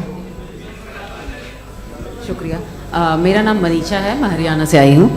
मैं मुफ्ती साहब से एक बात पूछना चाहती हूँ। आप बार बार जावेद साहब को कॉन्ट्राडिक्ट तो कर रहे हैं कि आपने ये कहा, लेकिन आप भी अजम्पशंस के बेसिस पे बात कर रहे हैं। आपने खुदा के होने का कौन सा प्रूफ पेश किया है, खुदा की एग्जिस्टेंस का?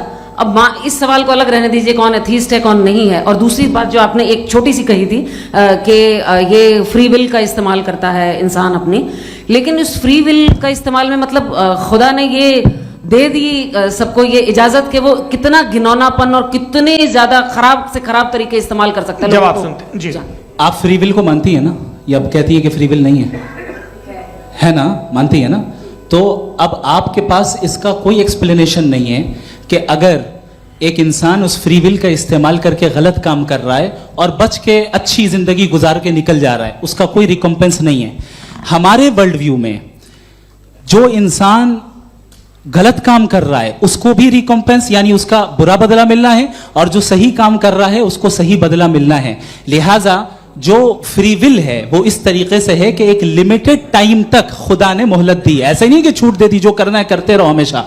वक्त आएगा जब एग्जाम का टाइम खत्म होगा तब रिजल्ट आएगा, दौराने एग्जाम जबरदस्ती आपको नहीं बताया जाएगा। अरे भाई एक सेकंड, जी, एक सवाल मुफ्ती साहब से मेरा है। सर, मैं मुफ्ती साहब से जी, एक सवाल। हाँ, हाँ, हाँ, मुफ्ती साहब, मैं एक please, एक don't- रुक जाइए, आपसे फोन, आप इसके बाद आपसे पूछिएगा, माइक यही छीन रहेंगे वो। लूंगा। हाँ, बोलिए। मैं मुफ्ती मैम, साहब एक एक ही सेकंड। सवाल करता हूँ कि अगर जो हो रहा है फ्री विल से हो रहा है और एक दिन बरोज़ क़यामत इंसाफ होगा मैशर में वगैरह वगैरह, तो दुआ क्यों मांगते हैं लोग? दुआ मांगते हैं इसके मतलब है अभी भी उसने ये डिपार्टमेंट रखा है कि मैं रोजमर्रा की जिंदगी में इंटरफेयर बिल्कुल कर बिल्कुल, सकता हूं। He can. तो तुम कैन हो, तुम मुझे नौकरी दिला देते हो, मेरे बेटे को ग्रीन कार्ड दिला देते हो, और 45,000 बच्चे मरते हो, उन्हें रोकते नहीं हो। नहीं तो क्या आप ये कह रहे हैं कि इस दुनिया में जालिमों को कभी पकड़ ही नहीं होती है? अरे जो भी पकड़ होगी वो बच्चे रोते हैं। बिल्कुल, देखिए वो और मैंने क्या, अपने रोते हैं ओपनिंग इसके बच्चे स्टेटमेंट में यही कहा था आप कि मुझे जनाब नौकरी जावेद दिलवा साहब सिर्फ रहे हैं, इमोशनल मेरी आर्गुमेंट बेटी की जैसे सही दिस इज जगह एन शादी इमोशनल करा रहे हैं। आर्गुमेंट। ये छोटे मोटे देवियों और इसके सज्जनों, पीछे देवियों और इसके सज्जनों, पीछे का रीजन मैंने बताया क्या है? देखिए, मैं इसके बार पीछे का बार यहाँ रीजन क्या है मैंने पर बताया। मंच से आप लोगों को सज्जनों इसलिए कह रहा हूं ताकि थोड़ा सा आपके कॉन्शियंस पे जोर रहे कि आपको ऑर्डर बचा के रखना है। वक्त तय हुआ था, ये वक्त पूरा हुआ, आपने इतने धैर्यपूर्वक सुना, मैं आप सबका बहुत बहुत शुक्रगुजार हूं। यदि इन दोनों विद्वानों की इच्छा होगी तो कभी हम इस बातचीत का राउंड 2, राउंड 3, यही तो देखिए खूबी है इंसान की कि बहस मुबाहसे में वो पड़ा रहता है। आप लोगों ने बड़े धैर्य का परिचय दिया, बहुत बहुत शुक्रिया। इसी के साथ ये बातचीत यहाँ पे आप समाप्त लोग को होती है। मैं एक बात बता दूं, ये सारी बहस हो गई, अब मुफ्ती साहब और बड़े मुफ्ती साहब इन साथ के साथ मैं खाना खाने वाला हूँ।